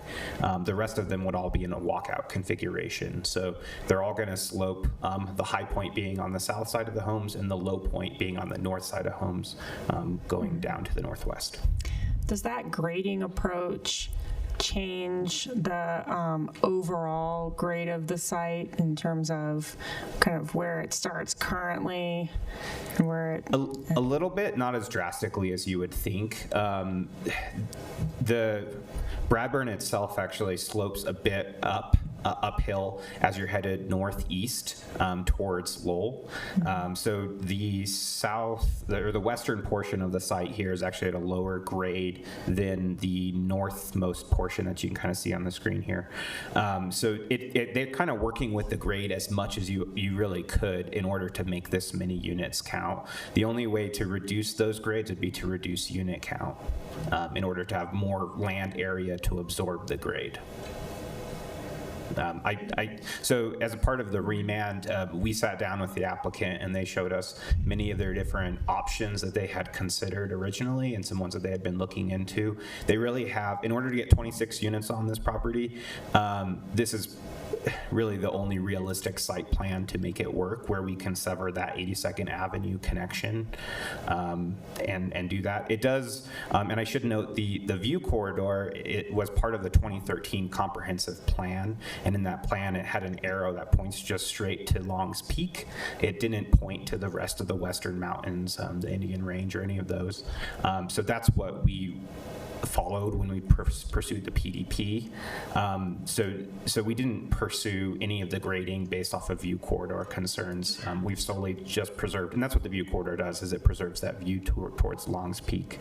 And we have not factored in the view corridor when we've been talking about grade with them.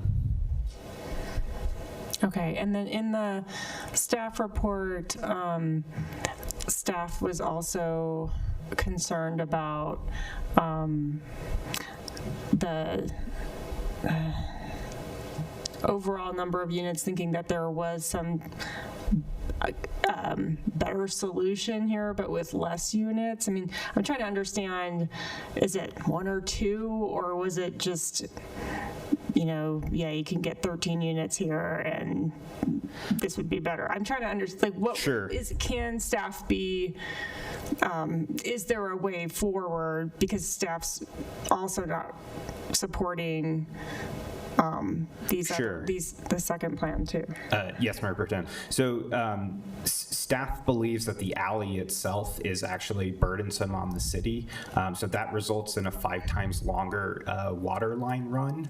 And then additionally, that's going to be a maintenance burden that the HOA is going to have to absorb to maintain, to pave, repave, plow, and repair that alleyway. Now, they have alleyways throughout all of their development, so it's not going to be unique to this parcel for Uplands. But staff would rather see a larger lot size here that's more consistent with the rest of Gregory Hill. In our packet, we have kind of an analysis of the lot sizes along the hill up there with very large range of lot sizes, from about 6,000 to, I believe, 33,000, I think is the largest one, just based off memory.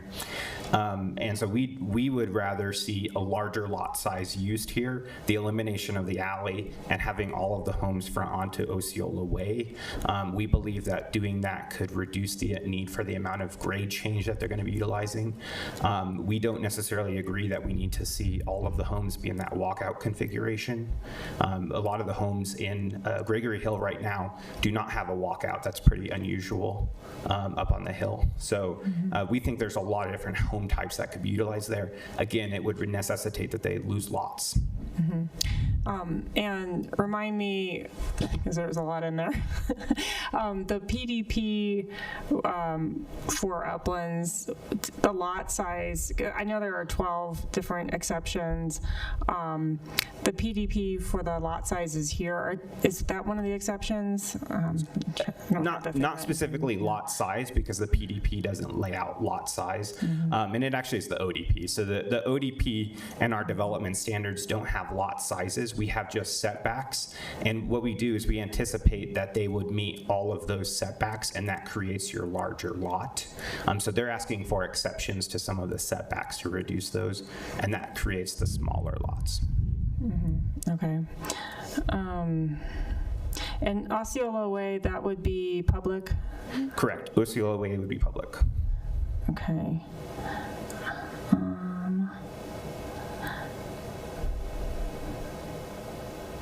The,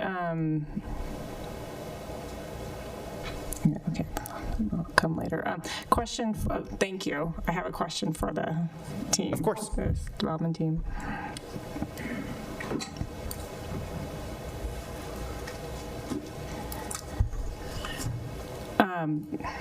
Thank you. So question about the alley itself, because this did come up for me as well. That's helpful to have that up as well.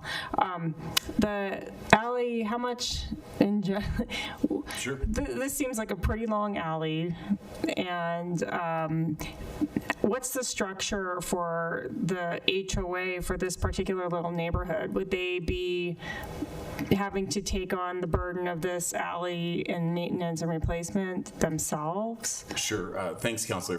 Mayor Pro Tem. First of all, I'd just like to acknowledge that in the original approvals and the plot process we went through, this was always entitled for 26 lots, a max of 26 lots. And all of the issues that we're talking about, unless we go to 8 to 10 lots, we need to have this configuration. Today, there's a 17% slope across this site, 17%. And with the box that we are boxed in on from PLD and view corridor, which we couldn't respect more and want to live within, those are the confinements. We looked at just maybe going to the east of this site out to Bradburn, making another access there, but we couldn't make it because of the grade. So certainly understand that. So Mayor Pro Tem, just to answer your question, then the structure of that, yes, with 26 lots, we're able to share that in a HOA configuration that's spread out. That cost can be absorbed in something we have planned on for those. Again, it would actually be a higher expense, of course, if there's only 8 to 10 units on the site. Sorry, can you clarify? Would it be the HOA for just those 26? That is correct. That is correct, yes. Okay. And it seems like,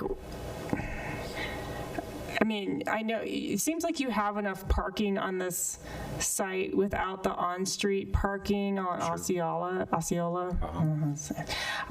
and that you could ostensibly have garages all along Osceola, still hit, have Bradburn frontage, or you could have it facing all onto Osceola, but like the alley doesn't have to be there.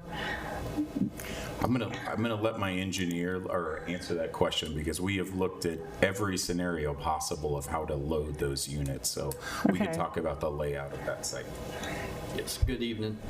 So yes, think of the roadway and the alleyway as an ADA route of how you traverse going from at the low end to the high end. So we are traversing up about 35 feet of grades, and what that does for us to get dual walkouts is to be able to have and absorb that grade within the walkout configuration of 2 walkouts, and then the roadway with the alley as well on the south side. If we did not have that and no alley, we would have to do a tuck under. And the tuck under then would drastically lower this site. It would be a huge cut. We would have a huge wall on the south side. This wall would be facing south, so the home's backyard and then a wall would be kind of like a tunnel effect with maybe a 15 to 20 foot wall. And so the plan that we have right now is the best plan that we could come up with that leaves the existing terrain as is without completely modifying it and making a huge hole into the ground. That being below the water towers and their detention basin as well. And so the configuration that we got going on there has to have the alley in order to get the access for a walkout. The tuck under only can make up a grade of about 12 feet, whereas a walkout could make up about 18 to 20 feet because the backyard has a grade. Also, the parking on Osceola, so we went round and around with that with the fire. It would cut off having any parking within the street roadway as well, due to the fact that if they are tuck unders, that we're going to need the fire access in front of the yard, and therefore there's going to be no parking as well. So either side, no parking, driveways would make it. And then also the configuration of where the park is and how that fits. It doesn't work without the alley configuration and access to it. Thank you. Second question for you all. Do you have flexibility in maybe making a few of those homes on the north side, one story? You had lot 13, but... Yeah, so I just wanted to show this image because I actually thought there were some interesting comments. As you all went through, this was the very first PLD and view corridor dedication that we did, right? So this was decided by the city, the angle and the PLD, and you can see it on the A1 side. So this goes back to A1 or B1 as well, and the Bradburn configuration. The reason we are showing that letter there, letter C, to show where that view is because from the back corner of Lowell, if you are there, you actually cannot see the mountains looking due west. There is such an increase in height. The hill here that we are looking at is substantially higher than that view corridor from Lowell. So the reason we put that view corridor opening there is that is the first area you can start to see to the west. So the reason we are adjusting House 13 is just as a view corridor or a protractor, if it's easy to think about. The first impingement of that view is lot 13. So we are bringing that there. So that shows that view. If you do look at this view, it shows a little bit of the challenge of when you first see that. That's really the eye opening up to that view. Again, Longs Peak view is already protected. This is expanding that view, which we completely honor and want to do. That's why we're adjusting that view there. What this shows is that contour and why the homes there on the south side, the back side, if you will, of those, while lowering those wouldn't change anything because you'd simply see the next house, right? You couldn't do that whole back area as ranch style homes. So again, we really focused on lot 13. Councilor or Mayor Pro Tem, to your question about could we do additional homes, this is the most challenging neighborhood we have from a contour, and it's also the most expensive. We're still now at semi-custom and custom homes in this lot in this neighborhood. So I think we're going to try to be as flexible as we can at all. We saw this one as the first. Then they are correct. The testimony, you start to see the homes on the south side of Bradburn that are already built in B1. So further limitation of those does not really change that view corridor because those homes are already being constructed on the south side. So we could look at that. I just am trying to be real about the impact of that. We thought home 13, that lot really did impact that view corridor, and we're more than happy to limit the height of that unit. Okay. Those are my questions for now. Councilor Ireland, I can't see if you have any questions. Do you have anything at this time? I think Mayor Pro Tem for her questions, she addressed some of them. I don't think I've changed my mind on this project. I don't think it's harmonious with the surrounding neighborhood. I think they should have been ranch-style houses on bigger lots. So I will be voting no. Anyone? Oh, Councilor Azadi? I just have a quick question for staff. What is the estimated market value of the city property portion that we're talking about?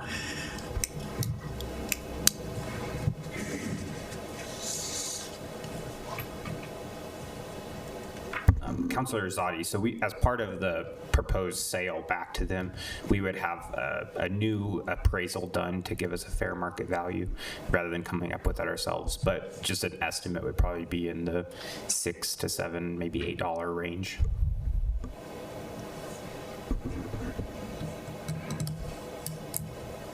Anyone else?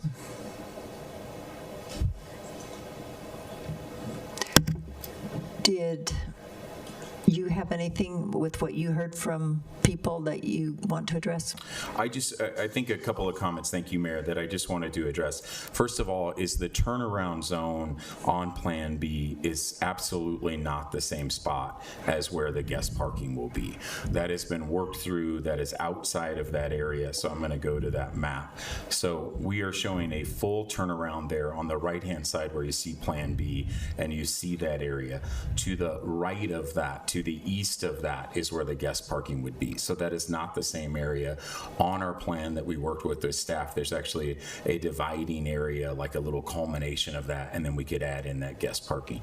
We have made very substantial changes to this. The other thing that I would note is Ed and his neighbors, of which there were probably 30 at our initial meeting, agreed to bring 1 or 2 neighbors tonight to support this. There is a huge coalition that has been behind this effort to redesign B, and frankly, we did not have any attendees at the last neighborhood meeting, the virtual, because they were so ecstatic with Plan B.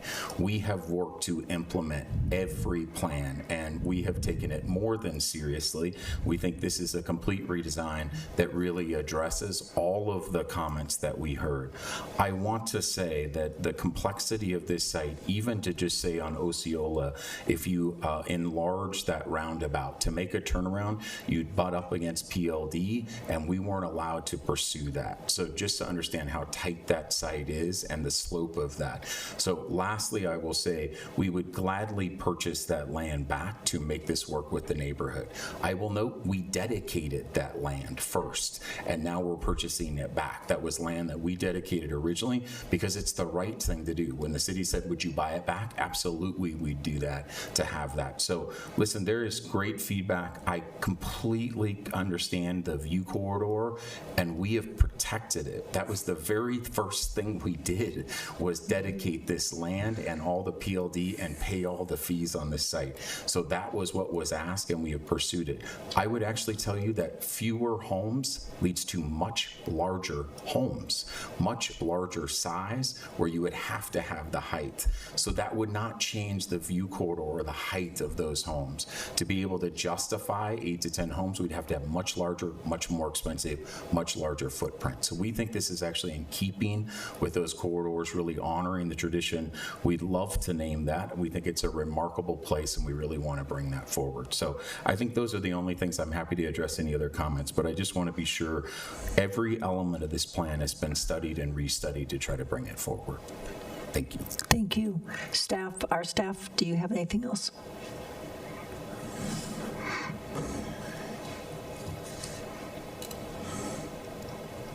Just a quick clarifier for Councilor Zadi. I meant $6 to $7 per square foot. So overall, $15,000 to $20,000 for the entirety of it, which exceeds the city manager's ability to sell land himself. So it requires city council approval. I will. It's why did my clock? What time is it? 8:37, and I will close the public hearing. And do we have a motion?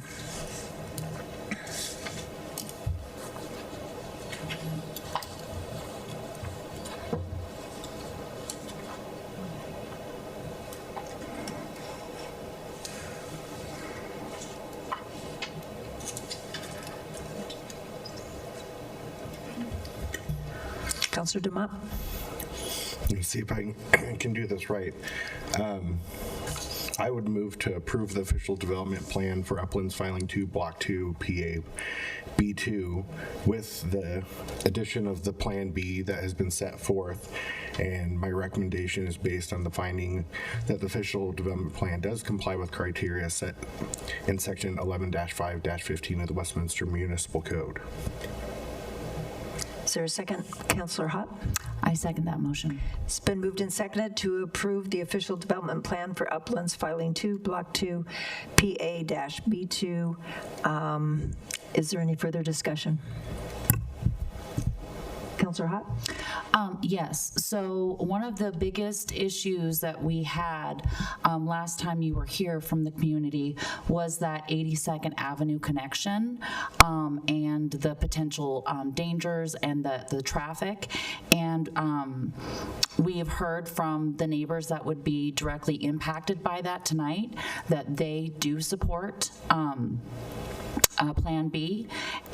I appreciate that you worked directly with the neighbors, so that way you were able to come up with something that they are are good with, because they were not good with that original connection. And that was one of the biggest reasons why I wanted to remand it back, because there were so many people from the neighborhood that were uncomfortable with that connection. So I do like that you were able to come up with another way to do that. And I especially appreciate that you worked with our fire department to make sure that it was something that our fire department was comfortable with, because obviously protecting our residents and in emergencies, that's really important. So I do appreciate the changes that you made. I don't like. Okay, I'm going to try to say this as respectfully as possible. I appreciate all the work by our staff. I do not agree that smaller lot sizes, larger lot sizes is something that we need.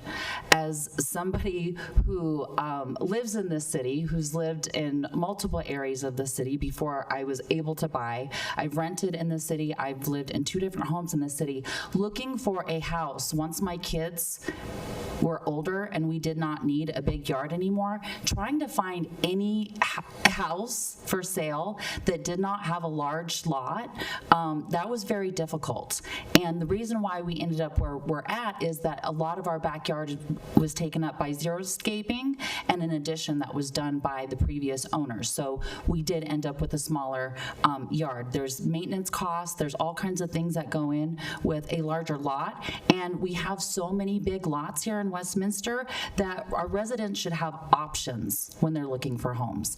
We don't need to have all large lots in every single development that we have. In fact, I think that we need more smaller lots because we have an abundance of large lots and people need to have those options. I also think it's important when we're looking at not just this area, this is more a comment just for staff, not just for this area, but when we look at areas where we might want to be putting in smaller homes, so that way people might want to be able to get into housing for the first time. The bigger the lot, the more that costs, so this also has to do with housing costs.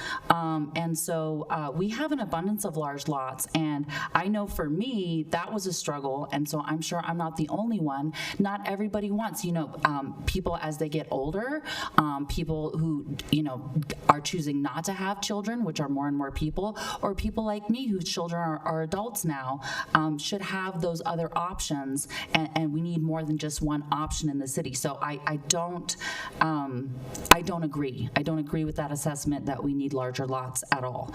But I just want to say that I appreciate that you addressed the biggest concerns by our residents, and especially with that connection, and worked with the fire department.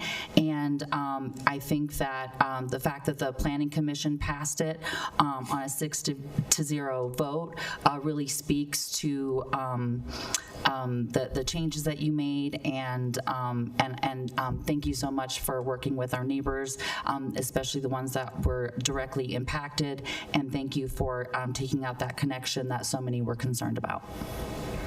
Councilor Dumont? Thank you, Mayor. I would say that initially when this, I think I'm the only one who was up here that was on council when this was firstly rezoned, and this was actually, I voted against rezoning this. This is one of the pieces that initially I thought that the lot size should be closer to what was next to it. However, the council at the time did grant that change, and so you've built what was granted to you. So I want to put that out on the record because that was a portion that I did against. However, that council gave you the right to do what you've done. So to me, this matches what they allowed you to do with the rezoning. The big thing for me when we remanded this was the view corridor, which you've addressed in a way that we asked you to, as well as the connection to 82nd, which council worked hard with staff and you all to keep the traffic from going there. So the two things that were concerns for me have been addressed with Plan B, so I'm willing to support this, and I appreciate the work that you've put into this as well as our staff. Mayor Pro Tem? This one's hard because there are so many different aspects with this project with respect to trying to accommodate for views, trying to accommodate for what the existing zoning is, and for a very difficult to develop site.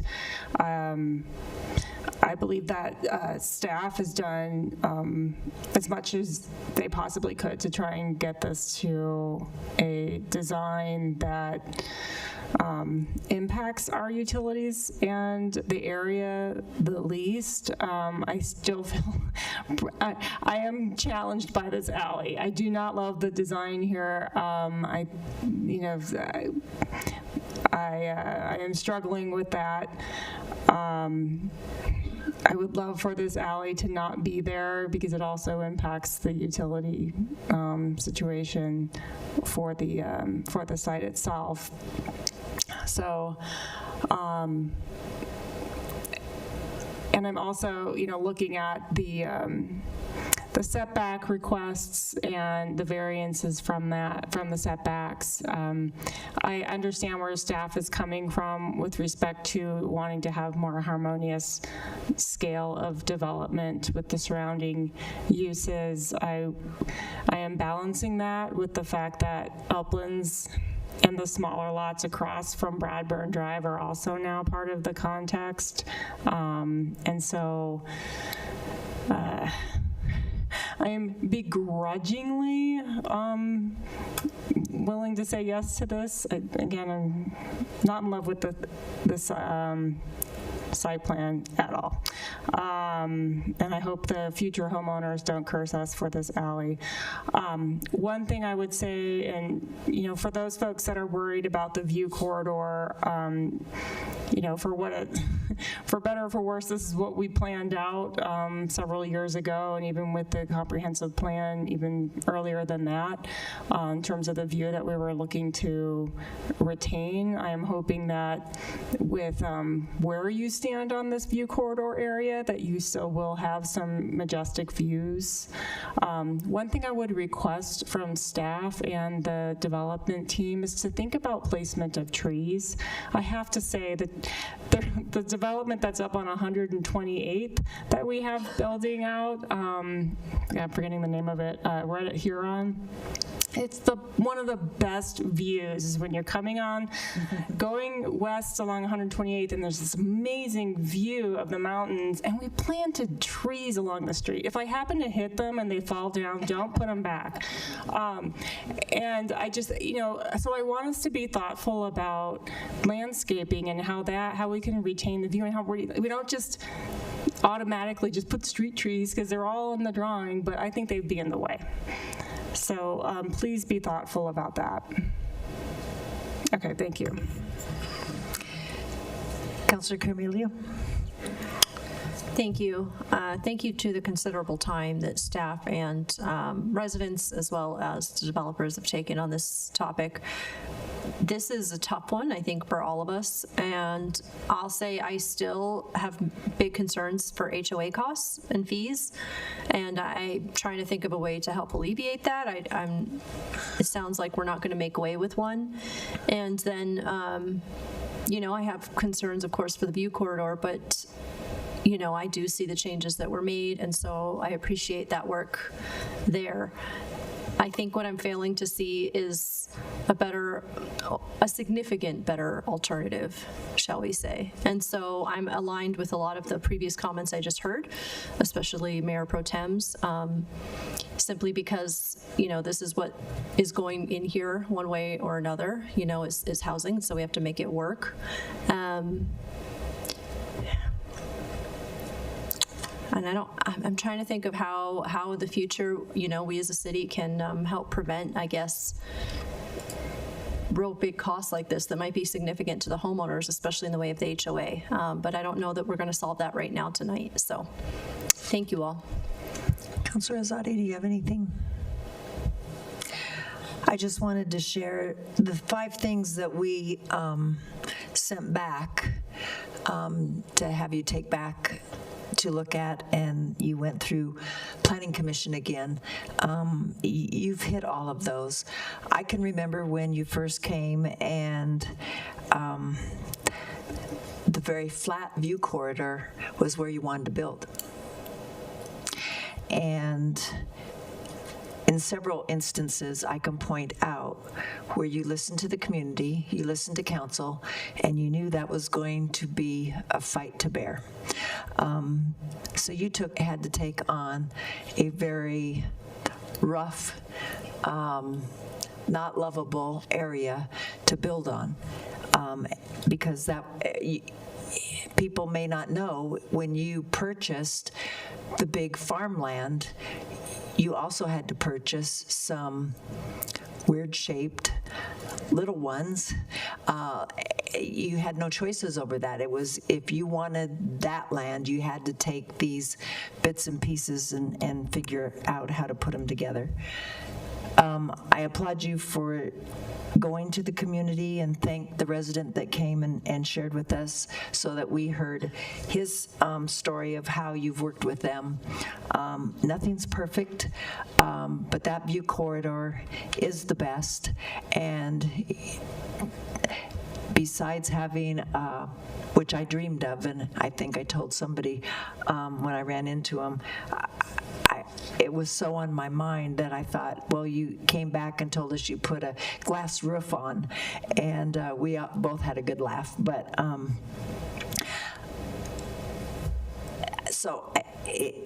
and to our staff saying that you'll work with them, I think Plan B is the thing that we need you to go and churn over and figure it out. And I have every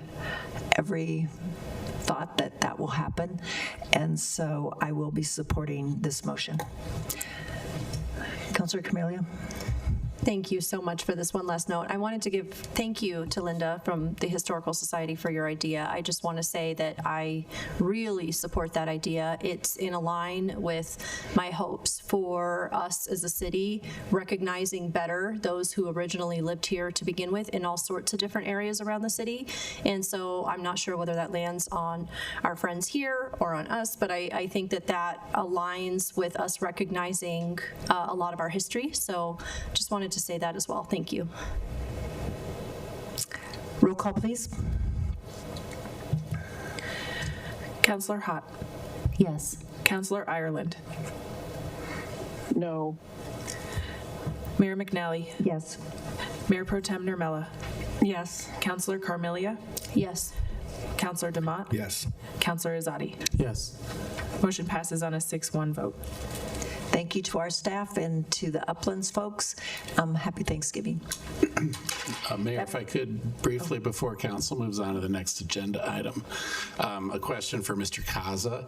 In light of the approval that City Council voted for tonight, I think a second motion may be required to authorize the city manager to convey land for the Hammerhead turnaround. I'm just wondering, Mr. Kaza, do you procedurally believe that's appropriate tonight, or would that come back at a later date? City Attorney Frankel, I believe it's appropriate to do that, not tonight with this council. Tonight, yes. And do you have an estimate as to how many square feet of land should be authorized? Just if we could provide an estimate for the motion? Approximately 3,500 square feet, so I'd say no more than 4,000. Okay. Thank you. So, Mayor, if council's amenable, I think a motion would be appropriate to authorize the city manager to convey between 3,500 and 4,000 square feet of land to the developer for the purpose of constructing the Hammerhead turnaround at the end of, or near the end of, the cul-de-sac. Thank you, City Attorney. Mayor Pro Tem. I would move for to allow the city manager to sell between 3,500 and 4,000 square feet of dedicated, is it open space land? What do we have? I don't think that it's open space. Public land, publicly owned land? Thank you. I move to authorize the city manager to sell between 3,500 and 4,000 square feet of publicly owned land to what's it? the Uplands team, developer. For the purpose of constructing the Hammerhead turnaround? For the purpose of constructing the Hammerhead turnaround. Councilor Demott. Second. It's been moved and seconded to allow the city manager to sell 3,500 to 4,000 square feet to construct the Hammerhead publicly owned land to Uplands. Roll call. Councilor Ireland. No. Mayor McNally. Yes. Mayor Pro Tem Nurmela. Yes. Councilor Carmelia. Yes. Councilor Demott. Yes. Councilor Azadi. Yes. Councilor Hott. Yes. Motion passes on a 6-1 vote. That brings us to Councilor's Bill 51. Councilor Azadi. Thank you, Mayor. I move to pass Councilor's Bill number 51 on first reading, authorizing the city manager to sign a 5-year site license agreement with T-Mobile Wireless for the operation of a cell phone tower at 10470 Oak Street. Councilor Hott. Second. It's been moved and seconded to pass Councilor's Bill number 51. Is there any further discussion? Roll call, please. Mayor McNally. Yes. Mayor Pro Tem Nurmela. Yes. Councilor Carmelia. Yes. Councilor Demott. Yes. Councilor Azadi. Yes. Councilor Hott. Yes. Councilor Ireland. Yes. Motion passes on a 7-0 vote. Councilor Azadi. Thank you, Mayor. I move to pass Councilor's Bill number 52 on first reading, authorizing the city manager to sign a 5-year site license agreement with STC5 LLC for the operation of a cell phone tower at 9018 Field Street. Councilor Hott. Second. It's been moved and seconded to pass Councilor's Bill 52. Is there any further discussion? Councilor Azadi. Yes, City Manager, I do have a question on this. Is this the same location with the vandalism? So there's been vandalism around this tower in Kings Mill, constant tagging of and break-ins with the operator? Good evening. Good evening, Mayor, Mayor Pro Tem, City Council. Eric Otzelberger, Parks, Recreation, Libraries Director. Councilor Zadi, that is correct. With the company, we've had a close to 20-year relationship with the company. There has been generally good responsiveness over the long haul. We have had some challenges in the shorter haul, but over these last several weeks, my team has been in contact with them to emphasize the importance of responsiveness because it is their property per the lease agreement. They're responsible for expeditious graffiti removal, and we're working with our partners in the police department on just some proactive activities there. But we're encouraging kind of a return to form with responsiveness from the company. Okay, thank you. Roll call, please. Mayor Pro Tem Nurmela. Yes. Councilor Carmelia. Yes. Councilor Demott. Yes. Councilor Azadi. Yes. Councilor Hott. Yes. Councilor Ireland. Yes. Mayor McNally. Yes. Motion passes on a 7-0 vote. That brings us to Councilor's Bill number 47. Councilor Azadi.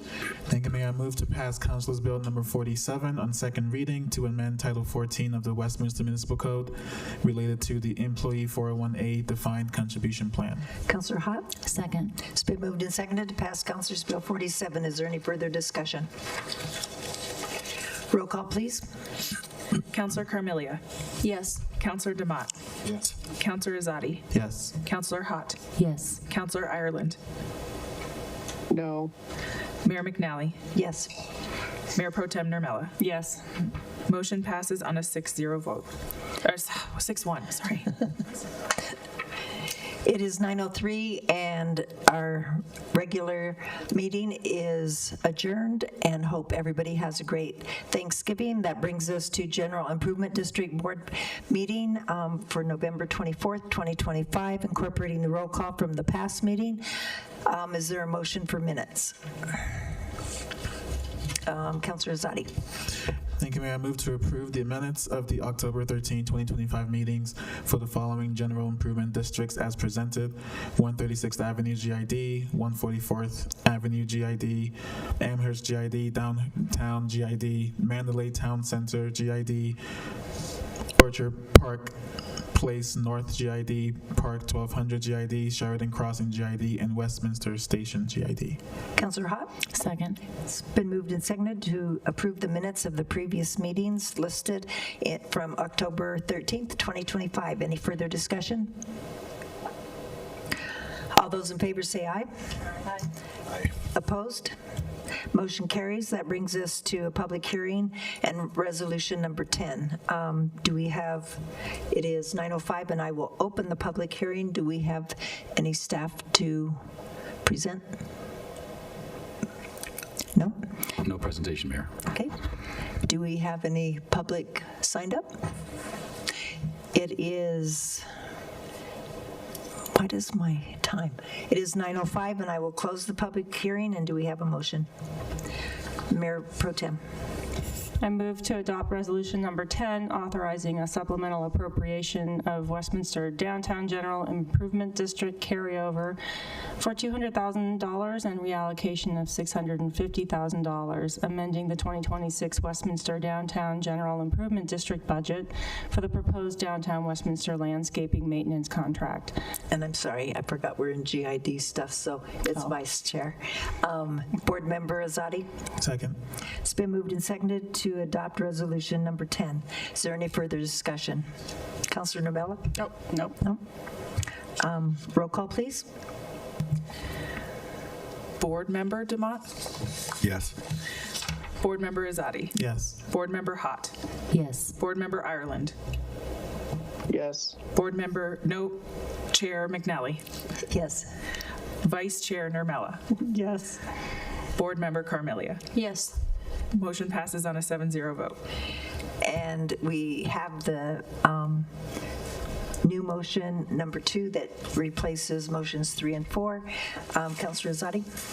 Thank you, Mayor. I move to authorize the Executive Director to execute a contract with Consolidated Services Group 2 LLC for downtown Westminster landscape maintenance service in the amount of $1,087,404 and provide approval of $200,000 contract capacity for unforeseen items for a not to exceed amount of $1,287,404 with 4 one-year term options to renew. Councilor Hott? Second. It's been moved and seconded to authorize the Executive Director to execute a contract with Consolidated Services Group. Is there any further discussion? Roll call, please. Board Member Azadi? Yes. Board Member Hott? Yes. Board Member Ireland? Yes. Chair McNally? Yes. Vice Chair Nurmela? Yes. Board Member Carmelia? Yes. Board Member Demott? Yes. Motion passes on a 7-0 vote. It is 9:07, and this meeting is adjourned. And again, happy Thanksgiving to everyone.